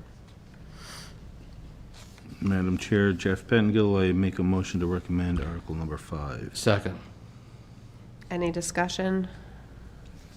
No, this is one of the ones, this is from the CIP, that, the sewer commissioner came in, Jared came in and talked to us. He talked to us as well, and going forward, it's some of the things they have to do to figure out where things will be recharged. Yep.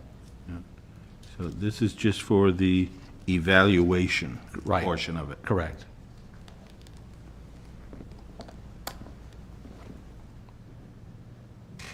When you come across a project like this, there's a lot of little things involved, and this is one of the things they have to do.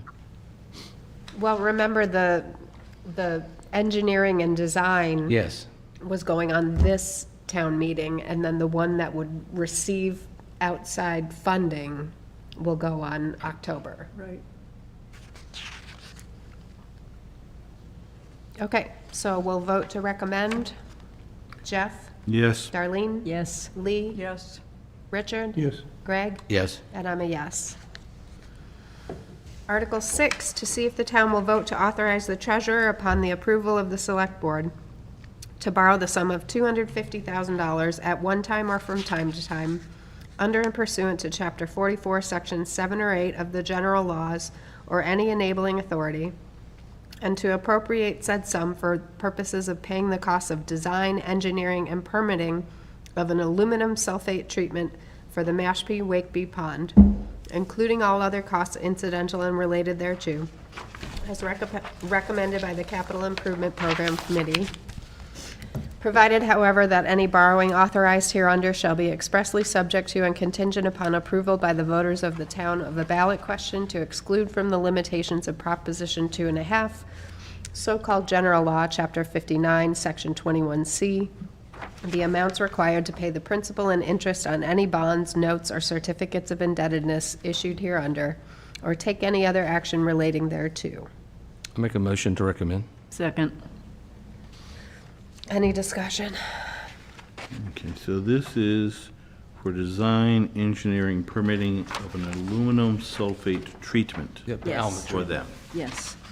So this would be like the second step. If I understood them correctly, this was to help to grab those phosphates Yep. and lock them down, help the waters there. Yep.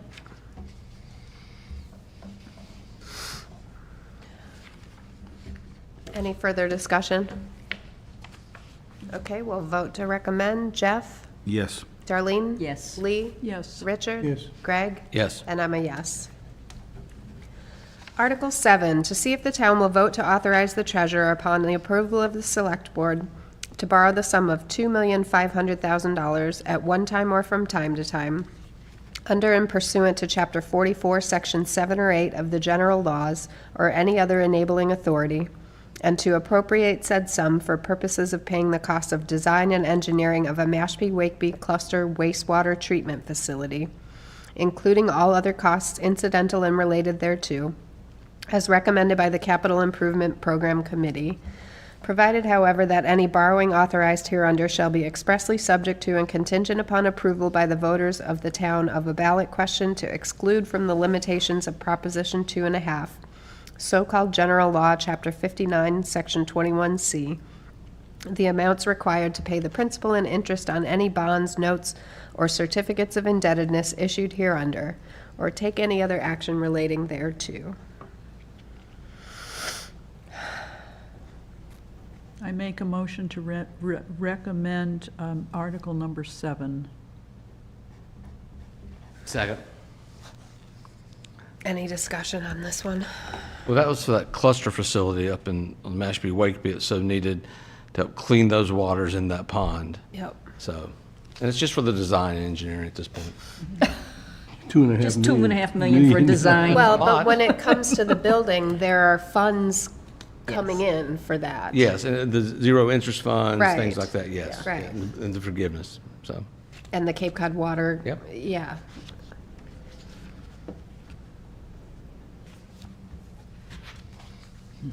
Okay, so we'll vote to recommend this article. Jeff? Yes. Darlene? Yes. Lee? Yes. Richard? Yes. Greg? Yes. And I'm a yes.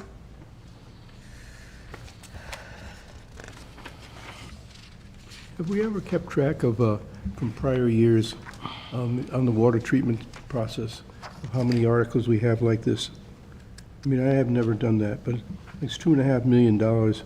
I wonder, every year we seem to have water treatment issues, and we always keep appropriating this big amount of money. I wonder what, Well, you got to remember, Richard, we started from zero. And we've been kicking the can And down we- the road right. since the Years. 70s. Kick the can down Years. the road, and now it's time The can to is here. step up. Yeah, the can is here. can has The arrived. can is too heavy to kick The anymore. can is, I the agree can with is that. picking up Okay, all the but the oil issue and is grease that we put in the how many ocean and other the prior years ponds and We've also the, appropriated money for the treatment of the ponds. I wonder if the same ponds we keep appropriating money for. I voted for it, but I mean, Yeah. I'm just wondering how much money we're really spending I think doing this. 18. Well, you could do Yeah. that research for us, Richard. You know, you could do the research. I wondered if anybody else had. I had not done it. Did we finish Where with we that? We finished with that article and now we're moving on, or we need Yeah. to vote? Yeah, we're good. We voted. we voted on 7. Okay, so Article 18, to see if the town will vote to make the following changes to the town charter. 18. Yep. Yes. Oh. It's a new one from the charter review. To revise section 1 through 7 definitions by amending subsection 0, or O, little o, town bulletin boards to read. Town bulletin boards, the words town bulletin boards shall mean: 1, the bulletin board at the town hall on which the town clerk posts official notices of meetings and upon which other official town notices are posted. And 2, the town's official website as designated by the select board, provided the town's official website is functioning and operational. And 3, the bulletin boards at any other locations as may be designated town bulletin boards by the select board. To revise section 3 and 4, town clerk, by amending. Excuse me, Madam Chairman, do we want to talk about each one of these as we go through them? Because Let me read the whole thing. Okay. And then we'll talk. have at it. To revise section 3-4, town clerk, by amending subsection small b, powers and duties, to read, powers and duties. The town clerk shall be the keeper of vital statistics for the town, the custodian of the town seal, shall administer the oath of office to all persons elected or appointed to any town office, except in the case of appointed employees, where in addition to the town clerk, the appointing authority may be administered the oath of office. Shall issue such licenses and permits as are required by law to be issued by town clerks. Supervise and manage the conduct of all elections and all other matters relating to elections. Be the clerk of the town meeting, keep its records, and in the absence of the town moderator or deputy town moderator, to preside at town meetings, pending the election of a temporary town moderator. The moderator or a designee of the moderator shall be responsible to review the minutes of all multiple member bodies appointed by the moderator. To revise section 6-2, school committee budget, as follows. Add the following language to the end of subsection little a, public hearing. Provided the town's official website is functioning and operational, said notice shall also be posted on the town's official website concurrently with the notice in the local newspaper. Only after all persons have had a reasonable opportunity to be heard at said public hearing, the school committee may close the public hearing and then take a final vote on the proposed budget. And amending subsection little b, submission to town manager by adding the word "that" after the words "town operating budget" and before the words "the town manager" in the first sentence. To revise section 6-3, submission of budget and budget message, by amending the section to read, on a date fixed by bylaw, at least 60 days before the annual town meeting is scheduled to begin, the town manager shall, 1, submit to the finance committee a proposed operating budget for the ensuing fiscal year with an accompanying budget message, budget summary and supporting documents, and 2, place complete copies of the proposed operating budget, budget message, and budget summary at the Mashpee Public Library and at Town Hall for public display and examination, and 3, post the proposed operating budget, budget message, and budget summary on the town's official website for public access, and 4, publish in a local newspaper and on the town's official website a notice of the availability of the proposed operating budget, budget message, and budget summary. The notice of availability shall indicate the places and website address where the budget documents can be accessed and examined by the public. The notice of availability shall be published in 2 consecutive editions of the local newspaper, and 5, publish in a local newspaper the operating budget at the same time as the first notice of availability is published. The budget message shall specifically indicate any major variations from the current operating budget and the reasons for such changes, and include supporting documentation, including a budget explanation, narrative, and analysis as appropriate. The budget message shall explain the proposed budget both in fiscal terms and in terms of the work programs linking those programs to organizational goals and community priorities. It shall outline the proposed financial policies of the town for the ensuing fiscal year and the impact of those policies on future years. It shall describe the important features of the budget, indicate any major changes from the current year in financial policies, expenditures, and revenues together with the reasons for such changes, summarize the town's debt position, including factors affecting the ability to raise resources through debt issues, report on the accomplishment of performance standards and goals established in prior budgets, and include such other material as the town manager deems desirable. The budget summary shall be a concise overview and indicate the sources of appropriations and revenues, along with corresponding fund balances where appropriate and available. Once the town meeting warrant is approved and executed by the select board, the budget message and summary shall be updated by the town manager. At least 2 weeks prior to town meeting, the town manager shall post the update on the town's official website for public access and shall place copies of the update at the Mashpee Public Library and at Town Hall for public display and examination. To delete section 6-4 budget message in its entirety. To revise section 6-5, the budget by amending the first sentence to add the words specify funding source after the words property tax levy and before the words and all proposed expenditures, or take any other action relating. Well done. Madam Chair, Jeff Pettingill, I make a motion to recommend Article 18. Second. Any discussion? Here you go, Greg. Yeah, I have a question of those of you who were on the Charter Review Committee. Yes. And that is, this particular one about the submission of the budget and budget message.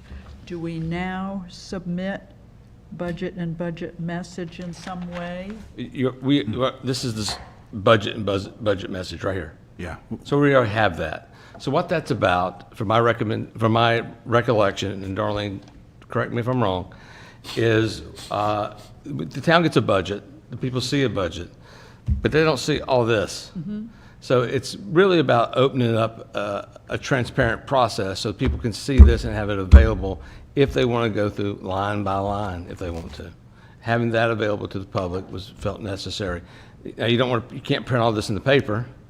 You can't give everyone a copy, it'd be wouldn't be cost effective, but you can have it available at different places and at different times for people to see and peruse as they want to. Is that your recollection? Yeah. Yeah. So in other words, all of this detail would be available Yes. someplace for people to see? Correct. Okay. Town hall, the library, and I think on the website too, there's some talk of that as well. Yeah, there is talk about it. I'm Yeah. not really sure how they're going to do all of that on there in one. Yeah, that's a lot of material to put up on the Yeah, website. but I mean, and it's definitely, obviously going to be available to all the that's a homeowners. full-time job for somebody for several days to Yeah, right. load all that on. So, Madam Chair, on these articles, these have all been vetted and looked through and accepted by the Charter Review, a 2-year process that we engaged in now. Darlene and I have diligently been at these meetings to work through these different issues.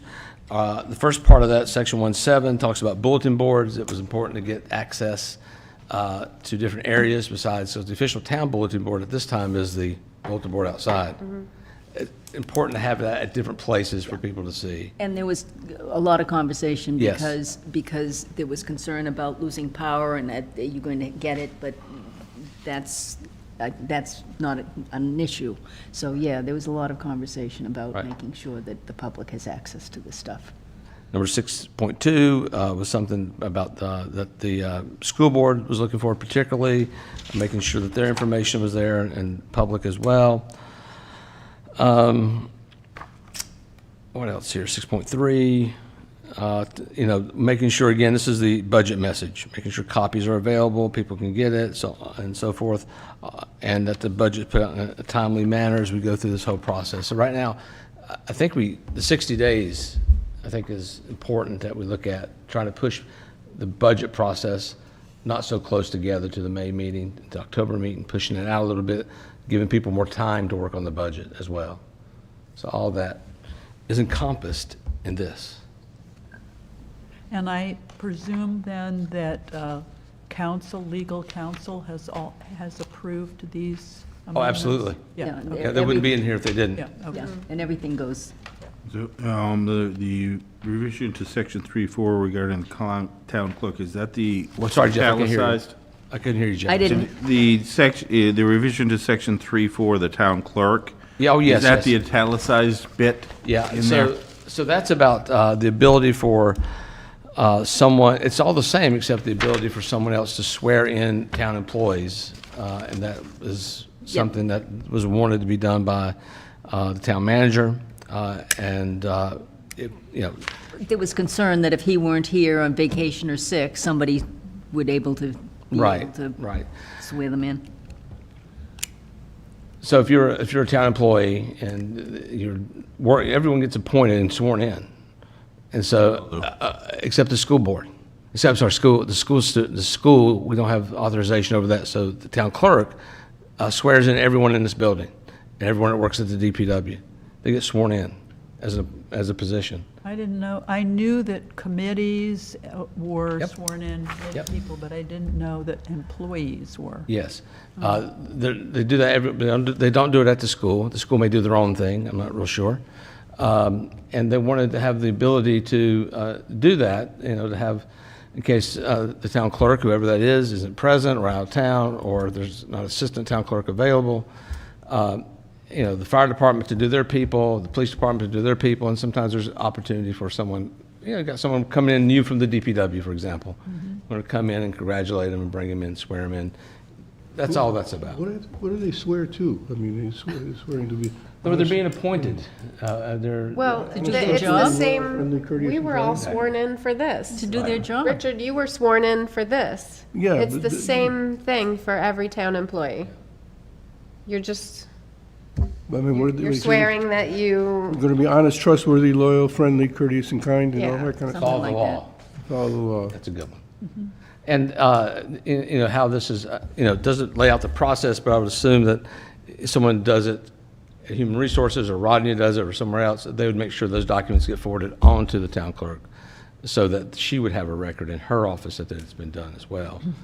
So that was a lot of discussion about that. okay. Down here, 6.5, budget. There's a lot of discussion about making sure that there was a specific funding source, where instead of just saying property tax levy, is there a specific funding source to a certain item that's on the budget, or where's that money coming from? That's what someone wanted to know. We put that in there as well. It's a lot of work. We spent a lot of time over the last 2 years putting this together, and it's been a learning experience. That's for sure, hasn't it, darling? Yes, I still can't understand why it's taking so long, but that's just me. Yeah, Because we have a lot to learn.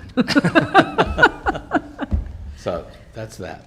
Okay, so we'll vote to recommend this article. Any other questions or concerns? Jeff? Yes. Darlene? Yes. Lee? Yes. Richard? Yes. Greg? Yes. And I'm a yes. Article 19, to see if the town will vote to make the following changes to the town charter.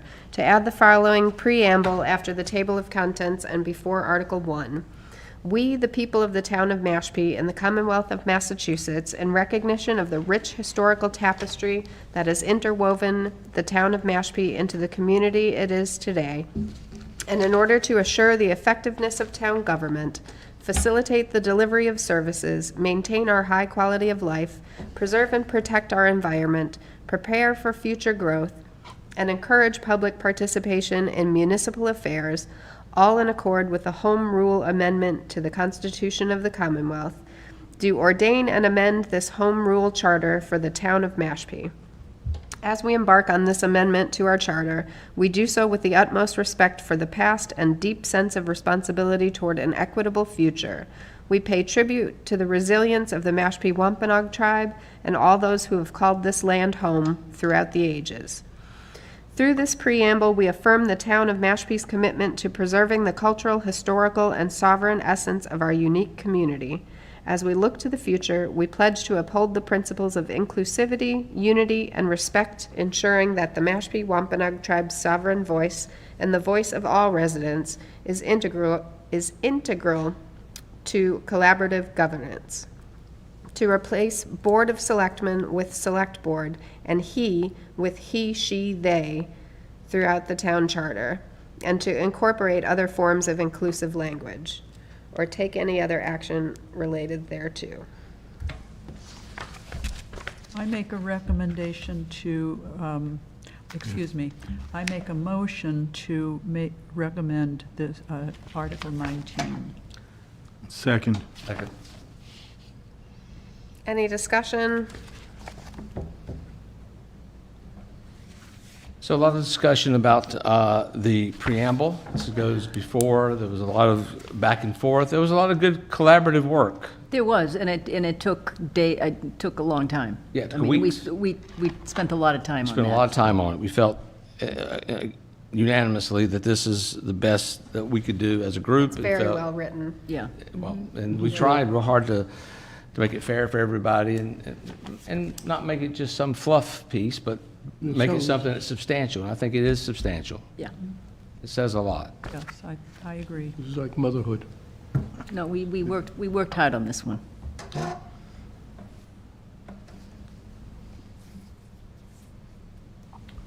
Second the motion if it hasn't been seconded. It's been It seconded. was second. Okay. Any other discussion?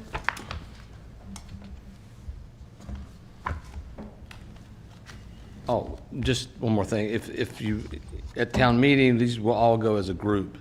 So if something gets voted down, like Article 19 or Article 18 were to get voted down, everything would go away, not just one piece of it.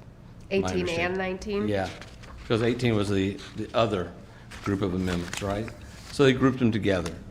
And if you vote no on 18, you vote no on all of them. Right, okay. Right, so you lose all that work. But but Article 19 's separate. Absolutely. Yes. That could be approved even if 18 wasn't. Yes, absolutely, absolutely. Okay. So, Yeah, it's got to be that way, Yeah. article by article. right. Okay, so we'll vote to recommend this article. Jeff? Yes. Darlene? Yes. Lee? Yes. Richard? Yes. Greg? Yes. And I'm a yes. All right. That's everything, right? Oh, excuse me. We did all the ones on hold, and we did all the new ones, except for the accessory apartment, which I will have the planning board. Is it planning or zoning? Who do I, Well, it says, Whoever submitted it? wait a minute, not 28, No. 27? 27. 27. It says submitted by the planning board. Okay, so I will You have. want somebody from the planning board. Yeah, I was going to say, I don't remember the zoning board doing And that. then, just for in case, I have to tell them the votes tomorrow, but I'm not gonna have these minutes. Can you all help me? I will update this when I get home. Oh, thing. aren't and you send the it right out best? to Thank you, that takes care of that. I did have on the agenda that we were gonna start writing the explanations, but we're looking at 2 hours here. Do you want to keep going, or do you want to call it? I say we give it a start. Yeah, start it. There's a lot of them. I need to break There are a them. lot, but they should go quick because it's just an explanation of why we voted the way we did. Yeah, and he voted yes, and he's leaving. I think if you'll excuse me, I'm going to take a quick break. Okay. Well, if we're going to do that, I'm going to Yeah, get some more I water. will too. More water. Take a slight recess. Slight recess.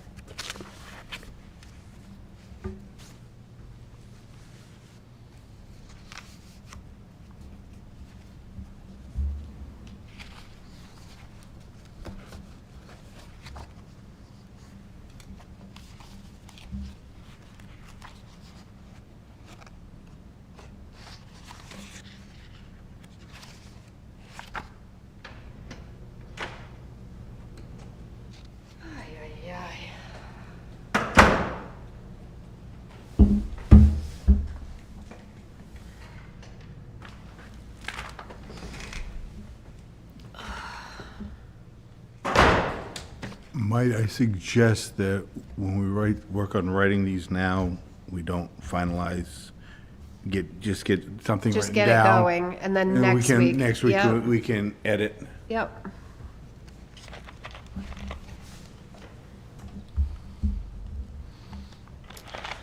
Much easier approving something I can actually read. Read, yep. Yeah.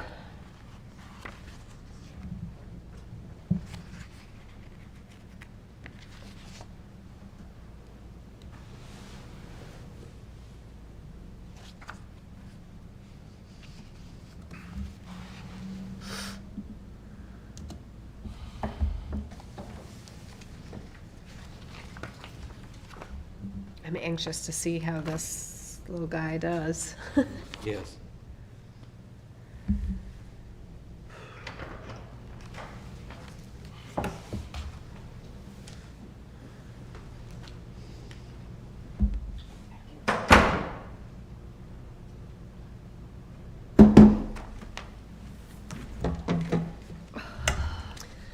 Okay, so,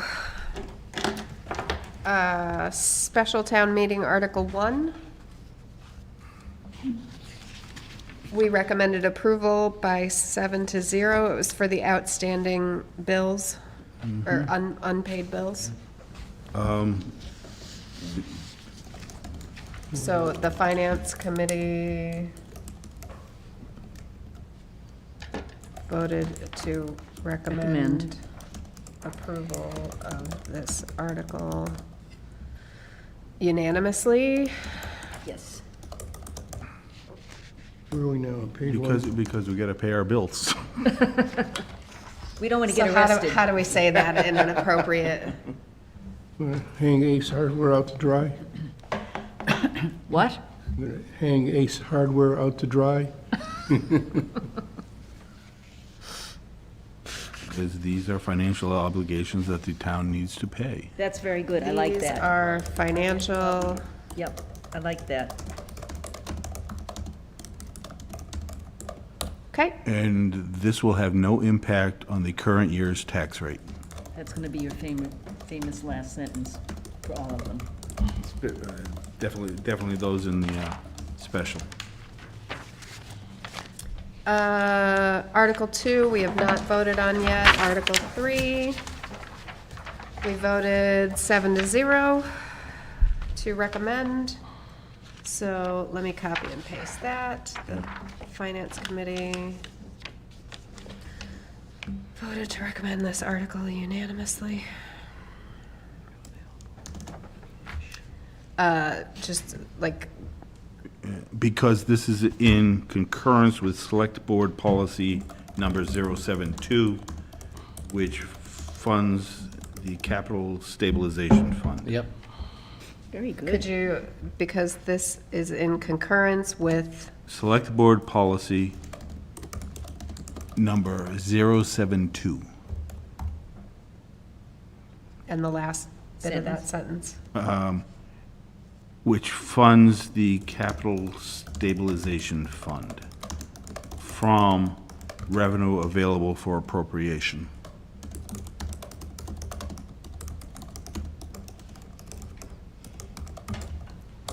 I'm completely. Gotcha. And this has no impact.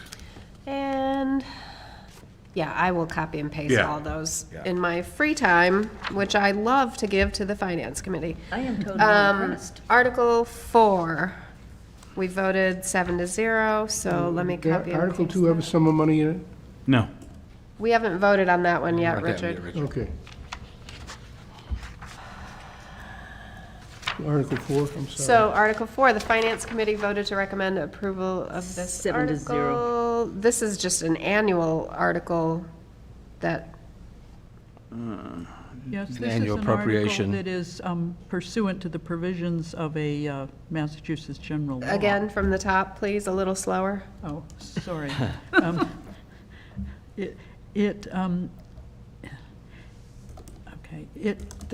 The transfer relies really on the provisions of a Massachusetts general law, Chapter 44B, Section 6.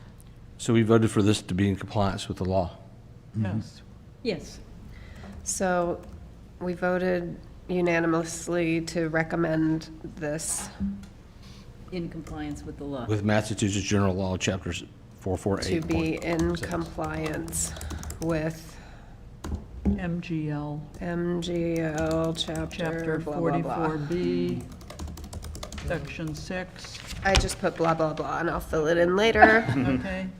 And don't remember the And this will have no impact, yep. On the tax rate. no impact, yada, yada. Article 5, we voted unanimously. This was,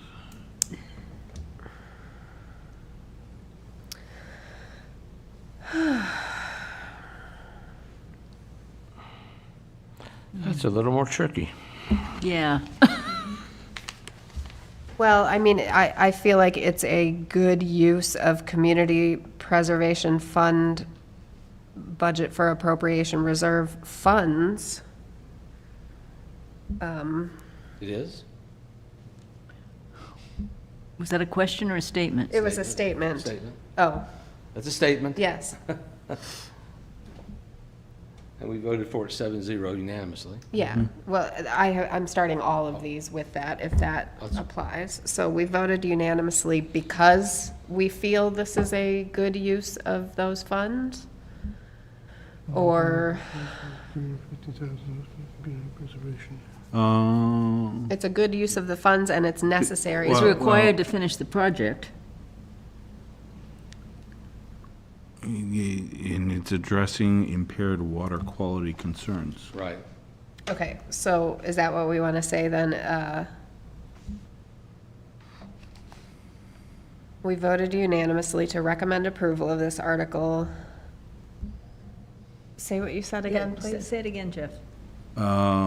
Because it's addressing impaired water quality concerns of Mashpee Wakeby Pond. This will address what? Impaired Impaired water quality concerns at Mashpee Wakeby Pond. Boat ramp.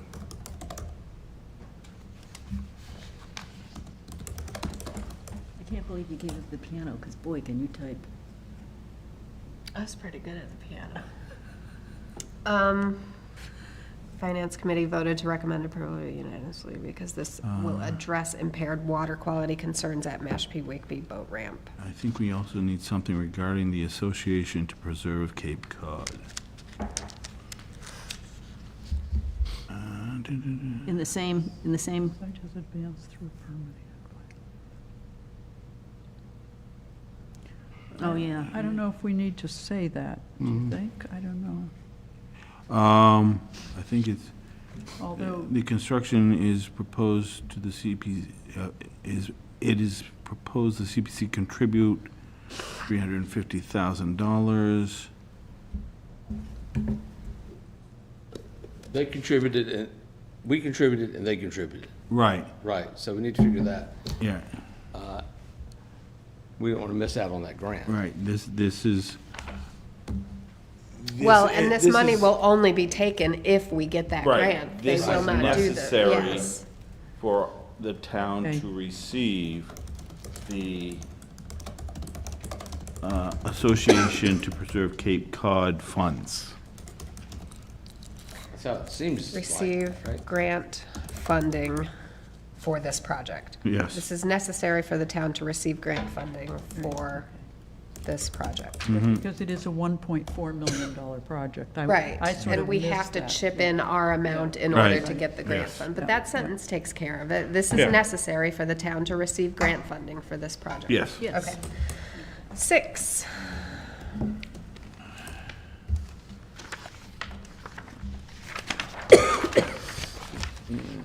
And we Do we have to voted vote on these 7. as we go? We've already voted on these, All right, Richard. okay. And this one on He the voted 7 to ancient nothing. burial grounds, the project was initially funded in October of '23. So it's really just, To finish up. Yeah, it's just to complete the restoration project. Yep, they need 13 grand to finish. Yep. right. Right. But this is coming from that 10% historic purpose, which is a good use of those funds, and it has no impact. Yep. So we voted unanimously because this is a, I don't know. This is necessary to complete the project which was initially funded at the October 16, 2023 town meeting.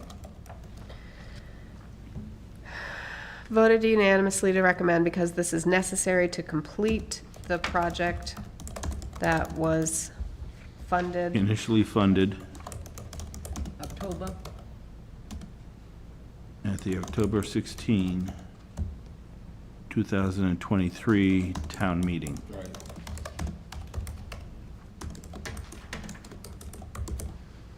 No impact. No impact.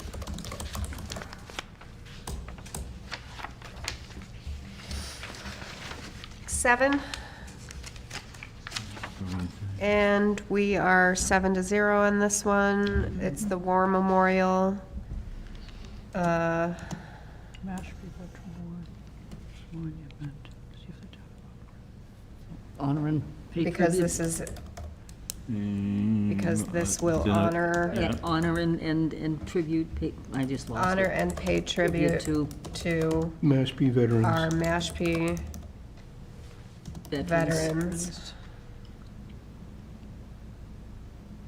I think that's enough, Yeah, don't you? I think that's, don't need to Because say this that. will honor and pay tribute to our Mashpee veterans. think that's enough. Period. No impact.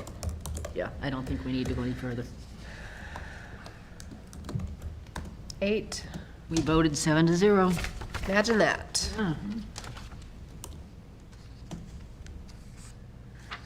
And This is for, we voted on this because. Community preservation. Right. Yeah, this is Community Preservation 10% fund.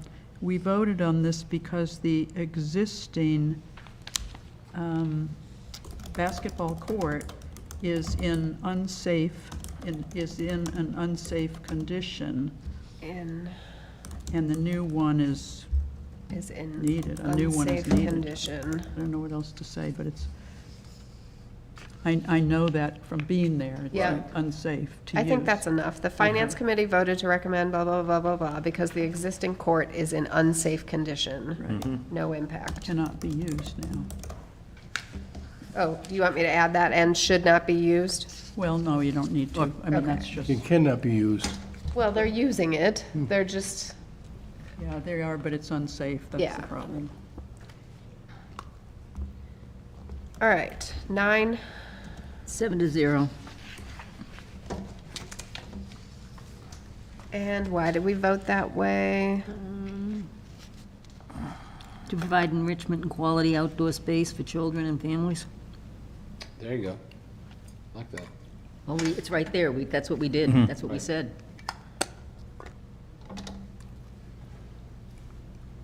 Well, we don't want to just duplicate what the select board or CPC said.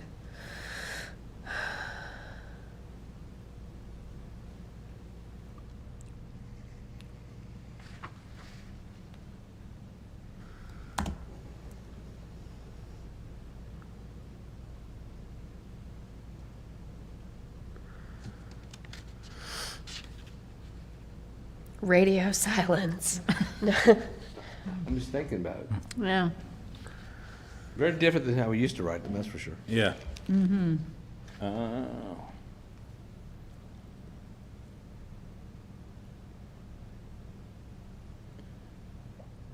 How about, it's an appropriate use of the Community Preservation Fund to provide a safe play space for children. Yeah. Play space, I like that. To provide a safe play space. Is that one word? No. I don't think so. Play space, no. No, no, Nope, 2 words. it underlined And itself. we also Play add space for that is children. handicap accessible. Oh, that is handicap accessible too, yeah. Yeah, I mean, we're An providing, appropriate use of community preservation funds to provide a safe play space for children, That which is is handicap- That is, also yeah, handicap access. handicap. Right. accessible. 10, 10 was 7-0. We're so good. More community preservation funds. Yeah. We voted for this to preserve the heritage and the history of this place. is this a cranberry barn? Yeah. Yeah. Yes.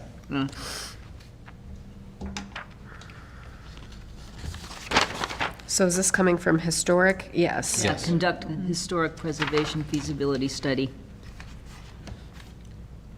So maybe same thing, because it is an appropriate use of historic, Preservation funds.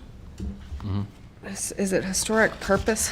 Historic? It says prevent- Historic purpose reserve funds. Purpose reserve funds to preserve this building, this structure, Yep. to preserve this structure. Yeah, storage barn, that's what it is. Cranberry storage. So we voted unanimously, yada, yada, because it's an appropriate use of historic purpose reserve funds to preserve this historic structure, Maybe preserve and protect. preserve and Oh, protect that's nice. this historic structure, no impact. Yep. The tax rate. Okay, All right, and it brings us to the. annual town meeting. Do we want to keep going? I mean, we're flying through these. Yeah, let's keep going. Okay. You're doing a great job. Okay, annual, Article 1. Let's see. Don't write this down, but this, we just do this one every year, but that's not But a good it's reason. important for the voting, the legislative body of the town to accept the annual report. So we voted unanimously to recommend approval of this article because it is important for the legislative body of our town government to what now? Approve the annual town report. No impact. No impact. Article 2, All right. Omnibus budget. so I think here we can say we,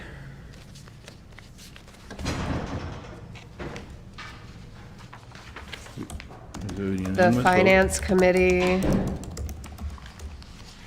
attended the presentation meetings. Is that what they're called? The budget, the budget meetings? Budget meetings, Yeah. The- department head budget meetings. Yep. Department budget meetings.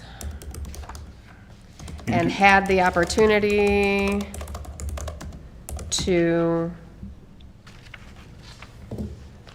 ask questions, Well, discuss and to review discuss Discuss and and review. review with the town manager. with the town manager and department heads. Yep.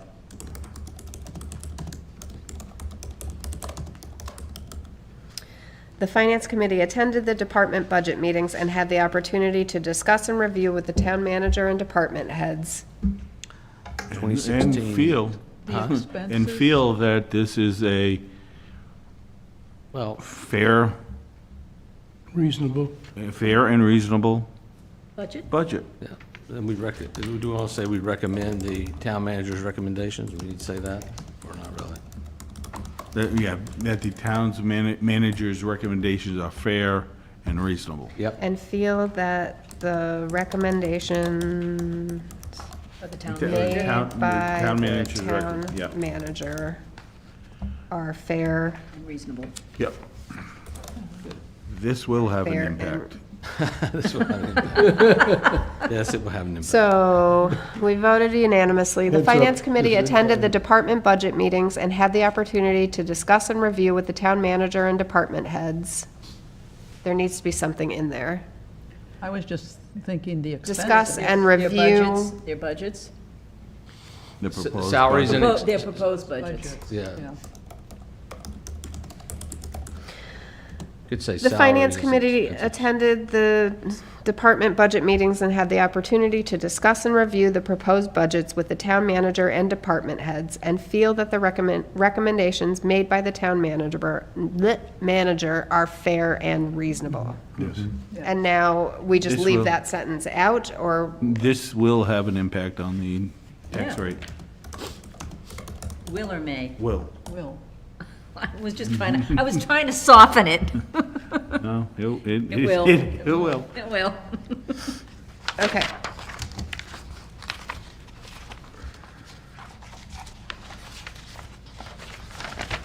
Wait, where's our- Article 3. EIP recommendations.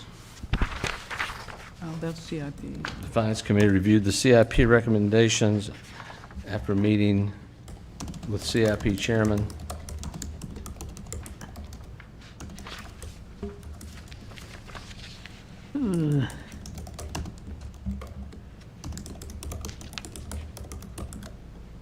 And found recommendations to be, In accordance with their 5-year plan. yeah, in accordance The with their Finance five-year Committee plan. reviewed Yep. the CIP recommendations and found them to be in accordance with their 5-year plan. Good? Yeah, and this will have an impact. This will impact. Okay, Article 4, Well, wait a minute, can I ask a question about that? yeah. Yeah. So most of this Actually- this is No. free cash Yeah, and you're right. ambulance It's not receipts, gonna- not this one. No, this one does not. This one have no impact You're on the right. tax rate. Yep.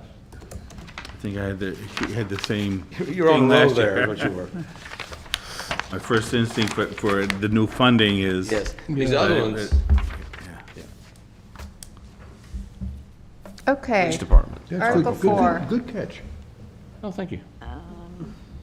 Article 4, we haven't, Yeah, we voted Well, 7-0. we did. We did vote. did vote We it, voted yeah. on it. 7-0.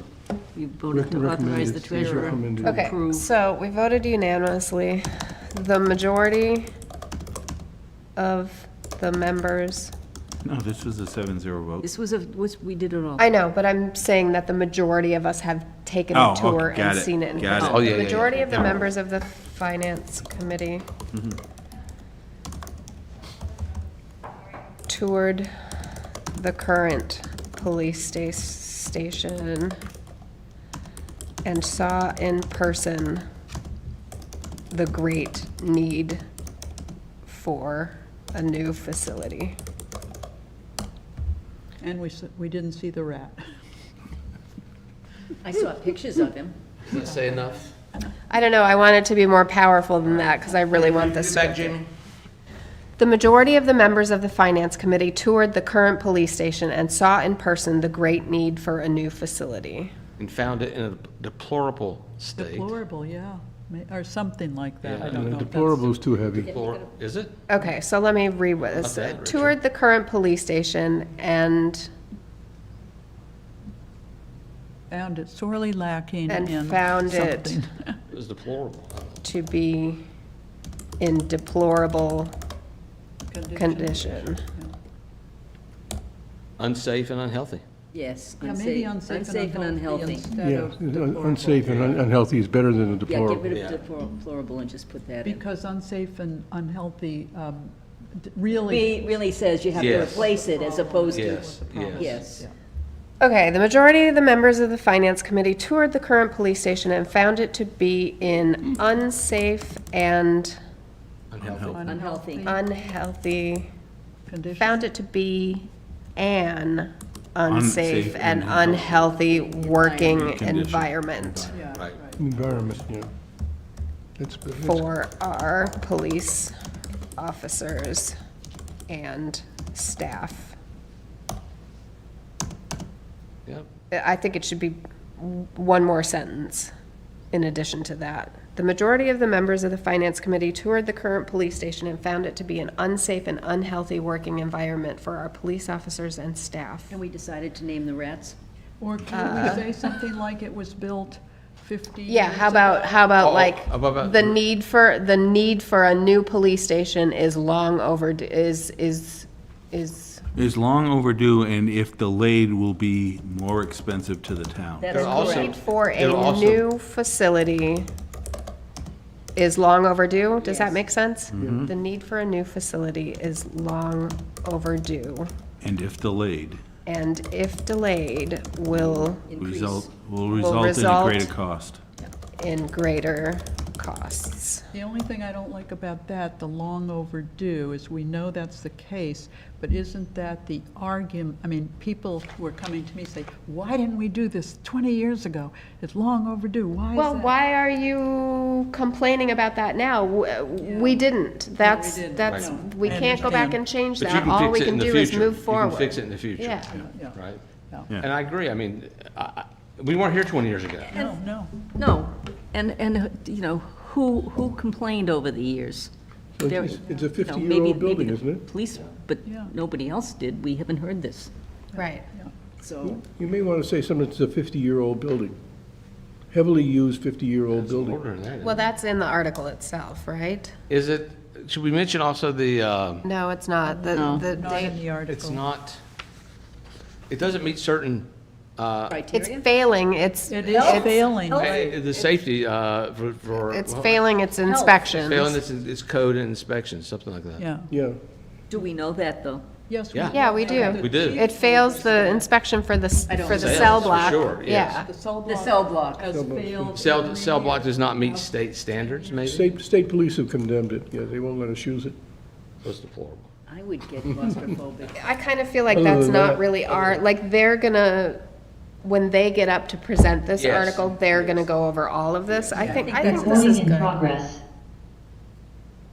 Yes. What'd I do? We're good? Okay, I don't know. I kicked something down here. Okay, so we voted unanimously. The majority of the members of the Finance Committee toured the current police station and found it to be an unsafe and unhealthy working environment for our police officers and staff. The need for a facility is long overdue, and if delayed, will result in greater costs. Yes, That's fine. yes. Okay, let's do a couple more and then This call won't, it. this won't have any impact on the current year tax rate. Yeah. No, because we're taking loans.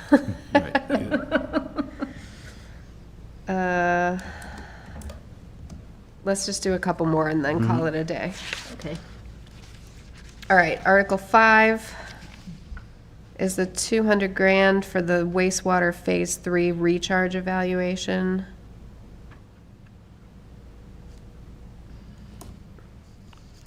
As recommended by CIP. Right? Yes. And by the wastewater. This is, This is part of the town's wastewater, overall wastewater plan, correct? yes, it is. So I think that's part of the reason we Because- voted for it, This is is part. part of the town's overall wastewater plan. Yeah, and we may need to go for the exact wording for that, and I can check prior, our prior reports. Right. Because there is a specific name for it. Yes, it is. So, Oh, yeah. yes. Yep. And that's what we want to put in there. So I'll just put look up Name. correct. Well, this article actually supports our continued wastewater program. Yes, yeah. Because this, And this is also for the Mashpee Wakeby? This one? No. No, number Number six. six? Number six. Six is Number the al- six. This number is six just the So- overall treatment. plan. yeah. Got it. Number 6 is the alum treatments in the So pond. that's good enough. I'll look up the language for that, and that will be the sentence. We voted unanimously to recommend approval because this supports the town's overall wastewater, whatever the Yeah. name is. Yeah, Yep. and again, no impact. No impact. On current. And I believe that would be the same reasoning for Article 6. 6 and And- 7. As an aside, an article. 6 and 7, copy and I don't know if it's the paste. same Yeah. reason for 6. Well, it's part of the yeah, it's plan, part but of it, it, but it's but- target, we will want to say they're targeting the Yes. Mashpee Wakeby issue. Yes, they are. That's right. Yeah, they're definitely targeting that pond. For to all help 3 of bring them? the- No, for 6 and 7. Yeah. 6 and 7 are specifically targeting So I'll Mashpee Wakeby. say it supports the town's overall wastewater plan, whatever the actual Right. name Yep. is, specifically in the Mashpee Wakeby area. Yep. Copy Yeah. 5. Yeah. Specifically in the Mashpee Wakeby area. Or would you just say specifically for the Mashpee Wakeby Pond? Yes. Isn't it pretty much Yeah, the it's just pond? pretty- Well, no, because isn't one of them the boat ramp, or that's further That was down? earlier. That's It's earlier. different. That was different. This is the pond. Well, as an aside, Specifically 6 and 7. at Mashpee Wakeby Pond or in? Treatment for Mashpee Wakeby Pond in number 6. for the and then Mashpee number Wakeby 7, Pond, you know, paying for cost and design for the engineering of Mashpee Wakeby. So two very different things. cluster Yeah. water.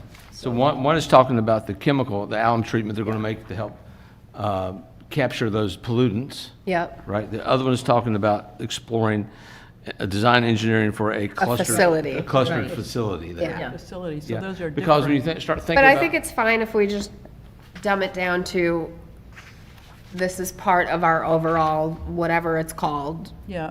wastewater plan, specifically It in definitely is the part of that. Mashpee Wakeby Absolutely. Pond Yes, area. absolutely. Yep, that's good. Cleaning up the ponds is a priority for sure, as well. Copy 6, so we'll do 8, 8 and 9 should be pretty close to easy the peasy. same thing. Yeah, Because it's, 8 is the school.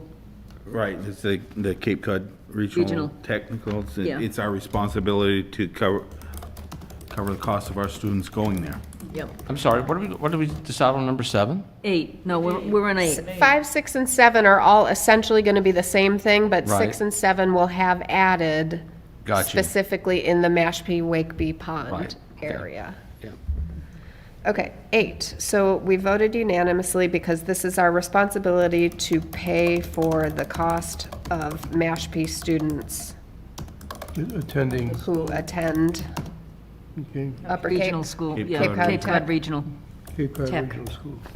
High School, Cape Cod Regional Tech High. No impact, and no impact on 5, 6, 7, correct? 5, 6, 7, no impact on the current tax rate, no. Yeah. But 8 does. Yes, 8 does. yeah. 8 and 9 both do. And that's all we say for that is this article will impact the current year tax Yeah. rate? On Article 8, Jeff? Yeah. As an aside, the water treatment plant that we're doing has no phosphorus removal capability, which is a big deal. Well, that's one of the reasons I think they're thinking about that clustered facility, Richard, up in Wake- 9. Wakeby. No, that's different. than- 9 is pretty similar. Same. It's that I'm it's talking about the plant treatment our, itself. our share of the construction costs of the new school. Because this is the town's share of the construction School did for the Cape, costs yeah. of CCRT. yeah. Right. No impact. Will impact. Will impact. Yes, will. Yeah, that was number 9. Yep. All right, last one, because I'm so done. Article 10. We all did this, okay. Yeah, we just voted on this tonight because we got the number. Yep. We're gonna just, because this will, Reimbursement, these funds will be 100% reimbursed right. by the Commonwealth of Massachusetts. That's always a good reason to vote for something. Yeah. That's a really good reason. No impact? Yeah, right. no Good impact. Okay. I feel like we got a great start. We did 20 of them. Did. We can do the other 16, 17. How many are there total now? Now there's 30. a total of Okay, so we'll 30 do and the 10, other, 40 altogether, so we got through half of them. we'll do the other 20 at a later date. So reminder, what time do we start next week? 5 o'clock. 5 PM. It's our public hearing. What, is there a script Yes, that there is, that Darlene will get to read. I had to do that last year. It's read by the clerk. And they'll send it to me, Yes, they should. okay? It's And basically whatever ends up getting printed in the, but then after Paper. she reads that and the public hearing begins, what do I say? when it's all over, we'll take a motion to adjourn the public hearing. But what do I say after she's done reading her thing? Then I say, okay, now we're gonna discuss the budget for public comment? I believe you turn it over to Rodney, who makes a presentation. And then if Oh. there's, yes, it's his official presentation of the budget at public hearing. And then there's an opportunity, Great. if there's any comment. I was like panicking, what do I say? No, you turn it over to Rodney. And he does He the does a public hearing. presentation, then you see if there's any comment, Yep, and give it a few minutes. If there's nothing, look for a motion to adjourn the public hearing. And then we once we vote on that, then we continue And the we rest of the meeting. continue on our own business. Okay. Yep. And Get ready. You may need to check a prior agenda when we've done this to see how it fits in the agenda, where it fits in, because I believe that's. She's having it start at 5:05. Right. Which Which means will- that we start with, the Pledge of Allegiance and the moment of silence. Yeah, And right. then, Then I have to speak. Trying to she think. said what- she would send it to me. Okay, So I okay. assume, I have to have the agendas in by Tuesday. I assume that between now and then I'll receive something from somebody. Yeah. So next week, I will ask for the planning board, but I believe that's the only other one that we have not taken action on as of now. And if you would be so kind as to update this. Yes, no problem. I will let them know what our votes were tonight. Yep. Wish Yeah. me luck with won't whatever take- this guy gives me for minutes. And so next week, we only have an hour and a half, but we also don't have much voting to do. Right. So It's assuming it's that just the, it should be assuming that the just- public hearing can go quickly, we should be able to get through. Yeah, really, So it we're in should. good shape. So the only thing for old business will be the planning board. Yep. Um, And snow and Unless you- ice, I'll put snow and ice under, snow and ice should be old business. She said she would have that. True. Yeah, it should True. be. So there's that. Reviewing of the statements we did right now Yeah. would be under old business. Okay. Then we can deal with if they put any new articles on, or then we can go into our new explanations for the rest of them. Yep. Very good. And hopefully, be close to getting charts and everything ready. I don't know if they'll be ready next week or not, but, Okay. and I will get you the information I need from Dawn. Yes. To And continue I'll working just, on. do you want to just, No, you better follow the chain of command. okay. And I don't go directly to Dawn anyway. I no. go through Rodney and Right, Wayne. right. I would just CC her on the email Okay. to Rodney. Jeffrey, one thing, when you make up your pie charts, okay, I remember, I think it was last year or the year before, it says this is total spending, and you have the different divides, and then you take a look at the amount of money coming in. That's a separate table. It's a separate table, and the two do not compare. Well, with the separate table shows it balancing out. Yeah, yeah, but the pie charts didn't. No, the wouldn't pie, say I pie feel chart like is that just myself. expensive, the pie chart is just revenue. Yeah, Then you need the separate table. But for the layman, That's how I you need to say that. The separate table will show, these are what the revenues are, these are what the expenses are, and where the difference is. And where the differences are, because Yes. that was not in, like, 2 I'm years ago. doing the No. best I know how to do. Motion to adjourn? It's a confusing item, at least, Did you make a motion to adjourn? So we have a- second it. Any discussion? no. Hearing none, passed by unanimous consent.